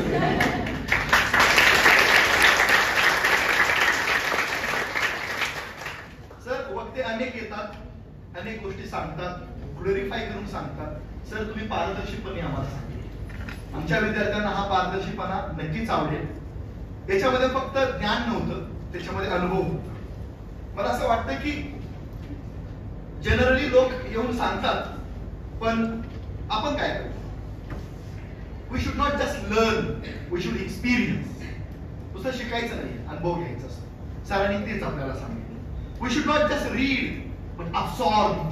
सरांचं पुस्तक हे अब्सॉर्ब करण्यासारखं आहे, ते आपण प्रत्यक्षात जगण्यासारखं आहे. Do not just change, transform yourself. काय ट्रान्सफॉर्मेशन आहे की छोट्याशा खेड्यातून गेलेला युवक जो अख्ख्या जगभर जातो, जगातल्या अनेक विद्यापीठांना दिशा मार्गदर्शन करतो. म्हणून मी म्हणेन की हे ट्रान्सफॉर्मेशन आहे. आणि सरांनी सांगितले की मला भेटा. It is not just a promise, he will definitely prove whenever you are in trouble. आपण पुन्हा एकदा नक्कीच सरांना बोलवूया. सर आमच्या विद्यार्थ्यांना आपलं मार्गदर्शन खूप आवडलेलं आहे आणि मला असं वाटतं की दिवसभरामध्ये साधारणतः हिशोब मांडला तर 1440 मिनिट असतात, म्हणजे 86,400 सेकंद असतात. त्या 1440 मिनिटातल्या या 45 मिनिटाचा हिशोब वेगळा येतो. या 45 मिनिटाचा हिशोब आपल्या मनामध्ये जागवायचा. इथे मिळालेली स्फूर्ती, ही प्रेरणा बरोबर घ्यायचे आणि इथून पुढचे दररोजचे 1440 मिनिट हे कसे चांगले घडतील. पण पहिलं काम करा, पुस्तकाचं वाचन. आम्ही प्रॉमिस करतो सर ती काही पुस्तकं आम्ही घेऊन आमच्या मराठी हिंदी इंग्रजी विभागांमध्ये ठेवूया की जेणेकरून आमचे विद्यार्थी वाचतील. आणि आम्ही प्रत्येक डिपार्टमेंटने एक लायब्ररी केलेली आहे की जिथं मुलं येतात ती पुस्तकं ठेवलेली आहेत. तुम्हाला वाचायची त्यांनी घेऊन जा. काही जणांची नोंदणी करून घेतो, काहींची नोंदणी करत पण. दरवर्षी आम्ही तर लायब्ररीला सगळ्यात जास्त ड्यू भरणारा मी माणूस असेल. काही पुस्तकं येत नाहीत मागणी नाही होते, मुलांनी वाचली ना that's a great thing.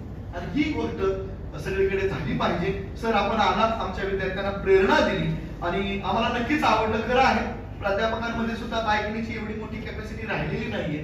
NAAC म्हणता क्षणी त्यांच्या नाकातून दम निघतो आहे की नको बो हे ऐकायला. तुम्ही या महाविद्यालयात फक्त देशातले नव्हे तर परदेशातलेही प्राध्यापकांना इतक्या चांगल्या पद्धतीने सांभाळतायत, त्यांना मार्गदर्शन करतायत. सर हे विचार फक्त विद्यार्थ्यांनाच नाही तर आम्हाला सुद्धा खूप प्रेरणादायी आहेत. आणि त्यानंतर मी विनंती करतो आमच्या महाविद्यालयाचे प्राचार्य डॉक्टर भरत शिंदे सर यांना की आपण आपलं अध्यक्षीय मनोगत व्यक्त करावं. माननीय प्राचार्य डॉक्टर भरत शिंदे सर.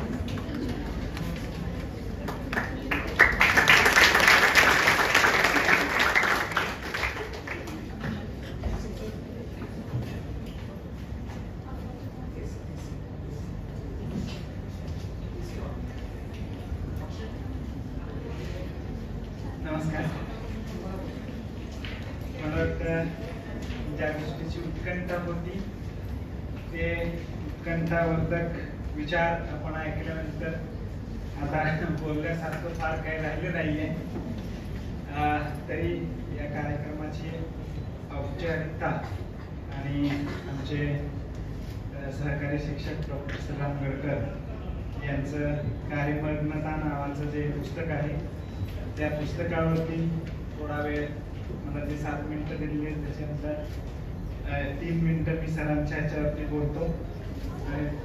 राहिलेल्या 3-4 मिनिटात आपल्याला पाटील सरांसारखा तज्ञ पत्रकार जो तुमच्या आमच्यासारखा चिमणीची वाद करून चिमणीच्या प्रकाशात शिकलेला विद्यार्थी आपल्याला इथं भेटला आणि जगाला गवसणी घातली त्यांच्याबद्दल थोडंसं बोलतो. आणि आपला पुढचा प्रोग्राम मला साठे सर आणि टीम आलेली आहे. तर आपल्याला तिकडे जायचं आहे. 11:05 झाली, 11:30ला तिकडे जायचं आहे. सन्माननीय व्यासपीठावर उपस्थित असणारे नाचे ॲडवायझर मराठी सल्लागार असे आपल्या महाराष्ट्राचे भूषण डॉक्टर जगन्नाथ पाटील ज्यांच्यामुळं हे महोदय आपल्या महाविद्यालयात आले. ते आपल्या महाविद्यालयाचे प्राध्यापक डॉक्टर श्रीराम इंदिरा यशवंत गडकर. मला वाटतं आपल्या रोहितदारांनी अशाच पद्धतीने शपथ घेताना आईचं नाव घेतलं होतं तेव्हा सगळ्यांचा ऊर भरून आला होता. आणि बारामतीचं वेगळं पण मुंबईत दाखवत होतं, तेच वेगळं पण मला वाटतं गडकर सरांनी स्वतःच्या आईचं नाव पुस्तकावरती लिहिलेलं आहे ते दिसून आलं. ठीक आहे, मुंबईत सगळेजण पाहत होतो पण किमान 150 लोकांनी तरी तुमच्या आईला सलाम केला आणि सगळ्यांना माहिती झालं. सरांच्या बरोबरच सरांचे जे सहकारी त्यांनी छान 25 नंबर पानावरती पत्र दिले की माझा मित्र काही ठराविक वर्षानंतर निवृत्त होणार आहे, माझ्यापेक्षा वयाने जास्त असल्यामुळे तो विभाग होऊ शकत नाही. मला वाटतं 2019 मध्ये करोनाच्या पूर्वी माझ्याकडे आले आणि एक वेगळं उदाहरण विद्यापीठात महाराष्ट्रात घालून दिले की हेडशिप मध्ये काही जमू नाहीये, माझ्या मित्राला हेड करायचे. आमचे बरेच प्राध्यापक महाराष्ट्रातले मी सांगेन की 500 तरी प्राध्यापक हायकोर्टात असतील की मला हेडशिप पाहिजे, मला ह्याच्या हाताखाली काम करायचं नाहीये. तर हा वेगळेपणा जो दाखवून दिला ते अत्यंत वेगळं उदाहरण आहे. आणि पैशांच्या भाषेत बोलायचं म्हटलं तर सरांनी जसं इंटरनेट 50 पट महाग आहे तसं ही हेडशिप मिळवण्यासाठी 5-5 लाख वकिलांना फी द्यावी लागते आणि शेवटी पदरी निराशाच पडते. तर हे एवढं महाग जी वस्तू आहे मिळवण्यासाठी जग वाढतंय ती त्यांनी दिलेली त्याचं सविस्तर वर्णन मला वाटतं त्या पुस्तकात दिलेलं आहे. त्या पुस्तकावरती सहज नजर टाकताना सरांनी मला पुस्तक दिलेलं आहे, काही गोष्टी मी पाहिल्या. आत्ता बारकाईने पाहिलं तेव्हा त्याच्या कव्हर पेजवरती 15 फोटोग्राफ्स दिलेले आहेत आणि वन शुड शालू टीचर कसा असावा. तर त्यांच्या अवतीभोवती आपण सगळ्यांना सांगतो की आई वडील तुमचे पहिले गुरु आहेत, शिक्षकांना मान द्या. गडकर सरांच्या मित्रांच्या बद्दल नंतर त्यांच्या शाळेचं नाव विद्यानिकेतन होतं, ते विद्या प्रतिष्ठानमध्ये आले. आणखी मला वाटतं आपण मराठीच्या भाषेत सांगतो की विद्या विनयन शोभते. विद्यार्थी प्रिय शिक्षक किंवा मित्र ही संकल्पना मोठी मला वाटतं श्रीकृष्णाची आणि सुदामाची मैत्री होती. त्याच्यानंतर ही जोडी शोभेल असं मला वाटतं, कारण बँगलोरवरून मित्रासाठी एवढ्या लांब यायचं, त्यांच्याबरोबर वेळ घालवायचा. आता आपण बघितलं सरांची तब्येत थोडी नाजूक दिसते, पण त्याच्यावरती कसं म्हणजे नियंत्रण मिळवायचं, सगळ्यांना हसून खेळून मला वाटतं जिंकलं आपल्या टीमला. विद्यार्थिनींना इथे सहज नजर टाकली की 5.5 रोज विद्यार्थिनी भरलेले आहेत. सावित्रीबाईंच्याकडे घेऊन गेले सर आपल्याला 3.5 मला वाटतं बऱ्याच वर्षात आपण पाहिलं की 3 तारखेला आपल्या सावित्रीबाईंची जयंती साजरी केली गेली देशाच्या कानाकोपऱ्यात. तुम्ही फार भाग्यवान आहेत. हे दुसऱ्यांनी कोणीतरी सांगितल्यानंतर आपल्याला कळतं की आपण सावित्रीबाई फुले नावाच्या पुणे विद्यापीठाचे विद्यार्थी आहोत आणि अजन्म तुमच्या याच्यावरती तो विद्यापीठाचा जो काही मार्कलिस्ट असणार आहे तुमच्या सोबत असणार आहे. त्यांनी पुढे जाऊन सांगितलं की स्वर्गात सावित्रीबाई असतील तर त्या फार खुश असतील, बिकॉज इथं सगळी 99% जनता मुली आणि काही मुलांनी आमची शान राखली की अगदीच नाही म्हणलं तरी थोडेफार आलेले आहेत. हे सर्वांचे मला वाटतं सरांच्यावरती प्रेम करणारी जनता आहे. सर आपण आलात, चांगल्या गोष्टी सांगितल्या. मला वाटतं तुम्ही आता आपल्या कोल्हापूर बद्दल बोलताना सांगितलं की जरा तिथं खूप पैसे कशा पद्धतीने येतात. पाणी असलं की पिकं चांगली येतात, पिकं आली की पैसा येतो, पैसा आली की मस्ती येते. त्याच मातीत तुम्ही वाढलेलं आहे, ते तुमच्याकडे बघून वाटत नाहीये. सो आपल्यासारखं मला वाटतं आपल्या विद्यार्थ्यांनी एक स्पार्क निर्माण करून अशा पद्धतीने व्यक्तिमत्व जरी तिथं गारगोटी असली तरी आपण सरांसारखे हिरा व्हावं असा आपल्याला प्रमुख पाहुणा आज लाभला. असंख्य देशांना भेटी दिल्या. एका देशातून दुसऱ्या देशात जायचं म्हटलं तर सर आपल्याला मुंबईची ट्रिप करावी लागते. विसासाठी ऑफिसमध्ये जावं लागतं आणि त्या अमेरिकेच्या किंवा युरोपच्या विसासाठी गेला तर घरातल्या एकाला हो म्हणतात, दुसऱ्याला नाही म्हणतात, तो रडत बाहेर येतो आणि वर्ष 2 वर्ष 3 वर्ष विसा मिळत नाहीये. ही फॅक्ट आहे. आपण अजून तिथपर्यंत पोहोचला नाही, पण जाऊन बघा ज्यांनी अशा पद्धतीचे प्रयत्न केले. तर एवढं सोपं नाहीये या सगळ्या गोष्टी करणं. इथे गेल्यानंतर असंख्य प्रकारांना सामोरे जावं लागतं. जसं सरांनी बार्सिलोनाचं एक्झाम्पल दिलं, स्पेनमध्ये गेल्यानंतर की सगळे गोरे एकत्र आले आणि हा काय भारतातून आलेला ज्यांच्यावरती आम्ही राज्य केलेलं. तर आपल्याकडं सरांनी सांगितल्याप्रमाणे 4 तरुण जगातल्या पैकी 1 भारतीय असणारे 18 कोटी जनता आपली ह्या 30च्या घरात 2030च्या दरम्यान असणारे हे आपलं भांडवल आहे. मला वाटतं याचा सगळ्यांनी विचार केला पाहिजे. तुम्ही तुमच्या जी काही स्ट्रेंथ असेल त्याच्यात उत्कृष्टपणे काम करा. ही जी मंडळी वेगळ्या पद्धतीची व्यासपीठावर बसलेली अशी मैत्री आपल्याला करता येते का बघा. ज्ञानेश्वर मुळेंसारखे मित्र असतील किंवा महाजन सर, साळुंखे सरांसारखी नावं ते लिहिल्या घेतात, त्यांचे फोटो या फोटो पेजवरती आहेत. सो याच्यापेक्षा आणखी काय डेमॉन्स्ट्रेशन पाहिजे तुम्हाला आयडियल आपल्या शिक्षकांकडून. त्याचं अनुकरण करा, आचरण करा. आयुष्यात तुम्हाला कधीही स्ट्रेस येणार नाही. आपण एखादं झू पाहिलं, आपलं महाविद्यालय आपण थोडा वेळ कल्पना करू की एक झू आहे. त्या झू मध्ये वेगवेगळे प्राणी पक्षी असतात. एखाद्या पिंजऱ्याजवळ गेले की तो पंजा मारतो. तर मी असं म्हणेन की आपल्या महाविद्यालयातल्या प्राणी संग्रहालयातल्या ससा नावाचा प्राणी गडकर सरांच्या स्वरूपात आहे आणि त्यांनी सगळ्यांशी छानपैकी पूर्वाळ मैत्री केली. सगळीच मित्रमंडळी चांगल्या पद्धतीची आहे सरांच्या बरोबर आणि मला वाटतं हेच आपल्या देशाचं गमक आहे. फार श्रीमंत, फार पैसे, फार स्ट्रेस हे त्याच्यात नसून मैत्रीमध्ये श्रीमंती आहे. जो मित्र मिळवतो तो जगातला सगळ्यात श्रीमंत. त्याला कुठलाही स्ट्रेस नसतो, त्याला कुठलाही BP नसतो, त्याला कधीही हार्ट अटॅक येत नाही आणि जे काय आहे तो सुगंध चांगल्या गोष्टी वाटत राहतो. मला वाटतं सरांचे मित्रही त्याच पठडीत होते. अगदी मोकटपणे कोणीही सांगणार नाही की माझं प्रेम प्रकरण होतं, त्यांनी छापून दिलेलं आहे पुस्तकात.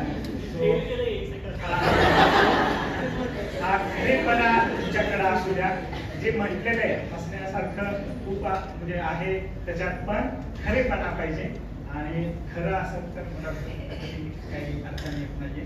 तर त्यांनी सरांनी सांगितलं की ठीक आहे, तुम्ही सगळ्या गोष्टी ह्या वयात जे पाहिजे तरुणांच्या काळात टाईट असतं आणि ह्याच वयात आपण प्रेम करावं हाही सल्ला दिला. सगळ्या कॉलेजच्या तरुणींचे मला वाटतं आम्ही सोन्याचे दिवस म्हणतो, गोल्डन डेज महाविद्यालय. तर ठीक आहे, तुम्ही त्या झोपाळ्यावरती झुलायचं दिवस आहेत तुमचे, झुला, पण तेही सांगितलं की एक पॅशनेट चांगला ट्रस्टवरती पार्टनर मिळवा, नाहीतर मग ते गाडीवर इकडे तिकडे फिरवणारा पार्टनर नको. त्याचा सल्ला पाहिजे असतात तर शिक्षकांच्याकडून घ्या. अशा पद्धतीचं छानपैकी नियोजन केलं आणि कुठलाही अधिकारी, गुरुगुरू असेल, नंतर प्राचार्य असतील, विभाग प्रमुख असेल, शिक्षक असेल, त्या सगळ्यांनाच विद्यार्थ्यांशी बोलायला आवडतं. आणि दुसरी बाजू सरांनी सांगितलं की प्राध्यापकांशी बोलायला आवडत नाही. बरेच प्राध्यापक मी शिक्षक आहे आणि मला कुणी काही सांगायची गरज नाही अशा भूमिकेत असल्यामुळे कदाचित तसा अनुभव सरांचाही असेल, देशभरातला, परदेशातला, जगभरातला, आणि त्याला आपलं महाविद्यालयही अपवाद नाही. असं असतं सर, आपण सांगितल्याप्रमाणे 25-30% लोकच कुठलीही यंत्रणा पुढे नेण्याचं काम करतात. क्रेडिट सगळ्यांना मिळतं, पण त्या 25%च्या जोरावरतीच कुठलंही विद्यापीठ, कुठलाही देश, कुठलंही महाविद्यालय चांगलं काम करतं. आपण सिंगापूरचं एक्झाम्पल सांगितलं. आम्ही नुकतंच बारीला कॉन्फरन्स केली आणि आणखी 3-4 दिवस सिंगापूरमध्ये होतो.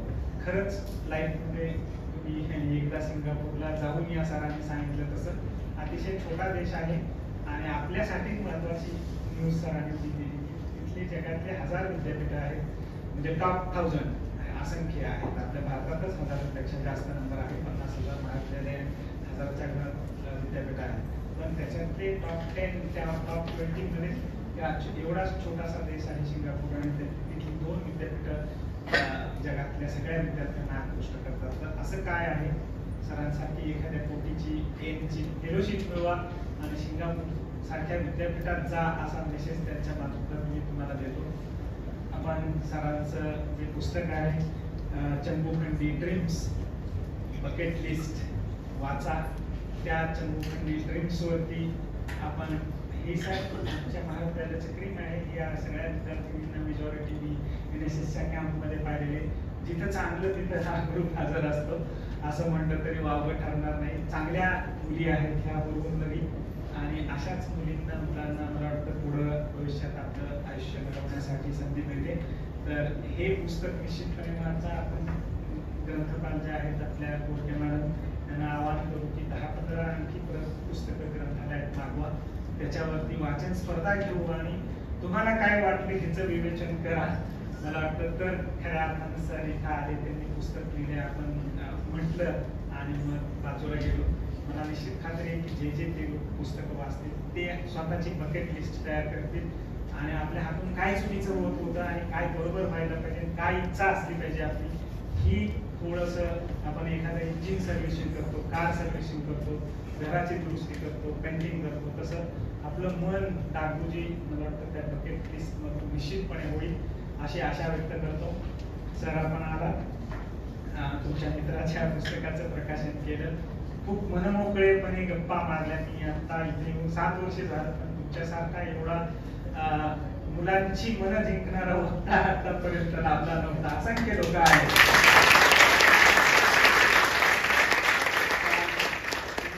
जो हृदयाला हात घातला तरुणांच्या, त्यांनी उत्स्फूर्तपणे दाद दिली आणि खरंच तुम्ही त्यांच्याबरोबर आम्हालाही जिंकलं. धन्यवाद.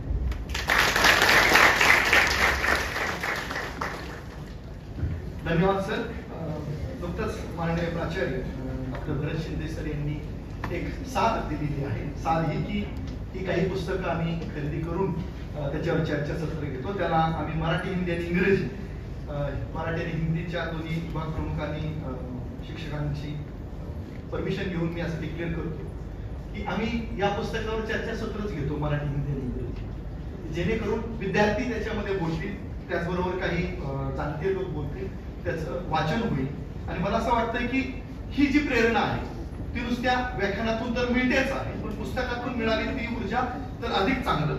आणि म्हणून मी खरं तर डॉक्टर जगन्नाथ पाटील सर यांचं कौतुक करतो की सर या हॉलमध्ये जेवढे विद्यार्थी होते त्यांनी आपलं व्याख्यान अत्यंत मनापासून ऐकलं, आवडलं. त्यातला एक शब्द मी पुन्हा एकदा सांगतो की पारदर्शीपणा. लोकांना आवडतं काय तर त्यातला खरेपणा, जसं माननीय प्राचार्य म्हणाले. आणि त्यातही इतकं पारदर्शी असणं, मोठ्या पदावर गेल्यावर इतकं पारदर्शी असणं जमत नाही. ते फक्त गांधींना जमलं आणि गांधी होणं परवडत नाही. पण आपण ती रिस्क घेतली आणि आपल्याबद्दलचा आदर आमच्या मनामध्ये अजून दुणावलेला आहे. नक्कीच आपल्या विचारांची ही जी काही चालवलेला आपण येत नाही त्याच्यामध्ये अधिक आम्ही त्याच्यामध्ये भर घालू अशी तुम्हाला ग्वाही देतो. आणि डॉक्टर अमर भोसले सर यांना विनंती करतो की आपण आभार प्रदर्शन करू. आभार प्रदर्शनानंतर कार्यक्रम संपेल. डॉक्टर अमर भोसले सर.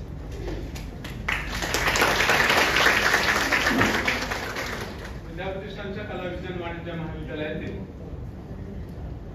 आजच्या या पहिल्या पुस्तक प्रकाशन कार्यक्रमासाठी उपस्थित असणारे मान्यवर doctor Shri Jagannath Dixit sir, Jagannath Patil sir. कारण हे येण्याचं कारण मी लगेच स्पष्ट करतो. कालपासून सरांचा सहवास आहे आणि जगन्नाथ दीक्षित हे व्यक्ती महाराष्ट्रामध्ये आहारासाठी प्रसिद्ध आहेत आणि सरांच्या सोबत मी आहे. सर सुद्धा वेगन डाएट फॉलो करतात, वॉकिंग आहे. सरांच्या बाबत म्हणजे सरांनी सांगितलं की प्रकृती सरांची आहे, परंतु सरांची प्रकृती ही वेगन डाएट आधारित आहे आणि खूप चांगल्या पद्धतीने आहार विहार विचार असणारी व्यक्ती आज आपल्याला या ठिकाणी लाभलेली आहे. डॉक्टर श्रीराम इंदिरा यशवंत गडकर लिखित कार्यमग्नता मुक्ता पब्लिशिंग हाऊस कोल्हापूर यांनी प्रकाशित केलेल्या या पुस्तकाचा हा प्रकाशन सोहळा. यासाठी विचार मंचावरती उपस्थित असणारे आजचे प्रमुख पाहुणे माननीय प्राचार्य डॉक्टर भरत शिंदे सर, विभाग प्रमुख मराठी विभाग, विभाग प्रमुख इंग्रजी विभाग, विभाग प्रमुख हिंदी विभाग, समाजशास्त्र विभाग, त्याचबरोबर इतर महाविद्यालयातून उपस्थित असणारे माननीय प्राचार्य साठे सर, त्याचबरोबर गायकवाड सर आणि आपल्या सरांचं पुस्तक प्रकाशन या सोहळ्यासाठी उपस्थित असणारे सर्व विद्यार्थी मित्र मैत्रिणी.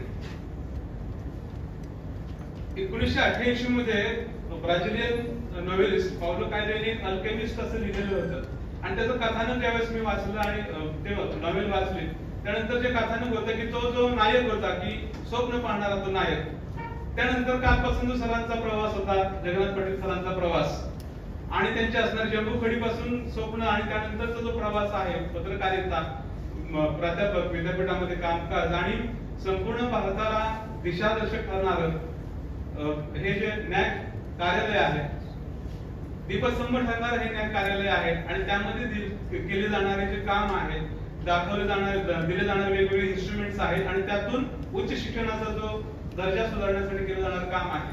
खरंच हे कार्यमग्न व्यक्तीचं एक उदाहरण आहे असं वाटतं. या ठिकाणी आपण आहात. विशेष सरांचं कौतुक असं करावं असं वाटतं. कार्यमग्न या पुस्तकाचं प्रकाशन कार्यमग्न या व्यक्तीकडून होतंय यासारखं भाग्य नाही असं म्हणावं लागेल. सरांनी अगदी अल्पावधीतच या विनंतीला मान दिला, या ठिकाणी उपस्थित राहिले याबद्दल महाविद्यालयाच्या वतीनं आणि व्यक्तिशः डॉक्टर सरांच्या वतीनं मी या ठिकाणी सरांचा आभार व्यक्त करतो. जर शिवकाळ अभ्यासायचा असेल, इतिहास अभ्यासायचा असेल तर सभासदाची बकर अभ्यासल्याशिवाय लिखित साधनच पूर्ण होऊ शकत नाही. ज्यावेळेस महाविद्यालयाचा इतिहास लिहावा लागेल, लिहिला जाईल त्यावेळेस गडकर सरांचं कार्यमग्नता हे अभ्यासावं लागेल असं या ठिकाणी मला वाटतं. आणि यासाठी महाविद्यालयाचे प्राचार्य, उपप्राचार्य, आयपीएससी कोऑर्डिनेटर असतील यांनी सरांना जे योग्य संधी दिली आणि त्या संधीचं सोनं करता आलं त्याबद्दल महाविद्यालयाचे प्राचार्य डॉक्टर भरत शिंदे सर, उपप्राचार्य डॉक्टर शामराव घाडगे सर या सर्वांचेच मी या ठिकाणी आभार व्यक्त करतो. आणि या कामामध्ये ज्या आजी आणि माजी विद्यार्थ्यांनी जी मदत केली सरांची, कारण आमच्या विद्यार्थ्यांचा सर काल आपण प्रवासात होतो, अगदी विमानतळावरती रिसिव्ह करण्यापासून माझे विद्यार्थी तुमच्या सोबत होते, ब्रेकफास्ट नाश्ता त्या ठिकाणी आमचा विद्यार्थी होता आणि कॅम्पसमध्ये फिरताना सुद्धा विद्यार्थी म्हणजे विद्यार्थ्यांचा गोतावळा सांभाळणारे आम्ही आणि आमच्यातील गडकर सर विशेषत्वाने या ठिकाणी जाणवतात. त्या सर्व विद्यार्थ्यांचे आभार या ठिकाणी व्यक्त करावेसे वाटतात. या संपूर्ण कार्यक्रमाची ज्यांनी सूत्रबद्धता साध्यबद्धता या ठिकाणी मांडली ते आजचे सूत्रसंचालक प्रोफेसर डॉक्टर खिलारे सर यांचे मी या ठिकाणी आभार व्यक्त करतो. आणि विद्यार्थ्यांसाठीचा असणारा हा पुस्तक प्रकाशनाचा कार्यक्रम या ठिकाणी संपला असं मी जाहीर करतो. धन्यवाद.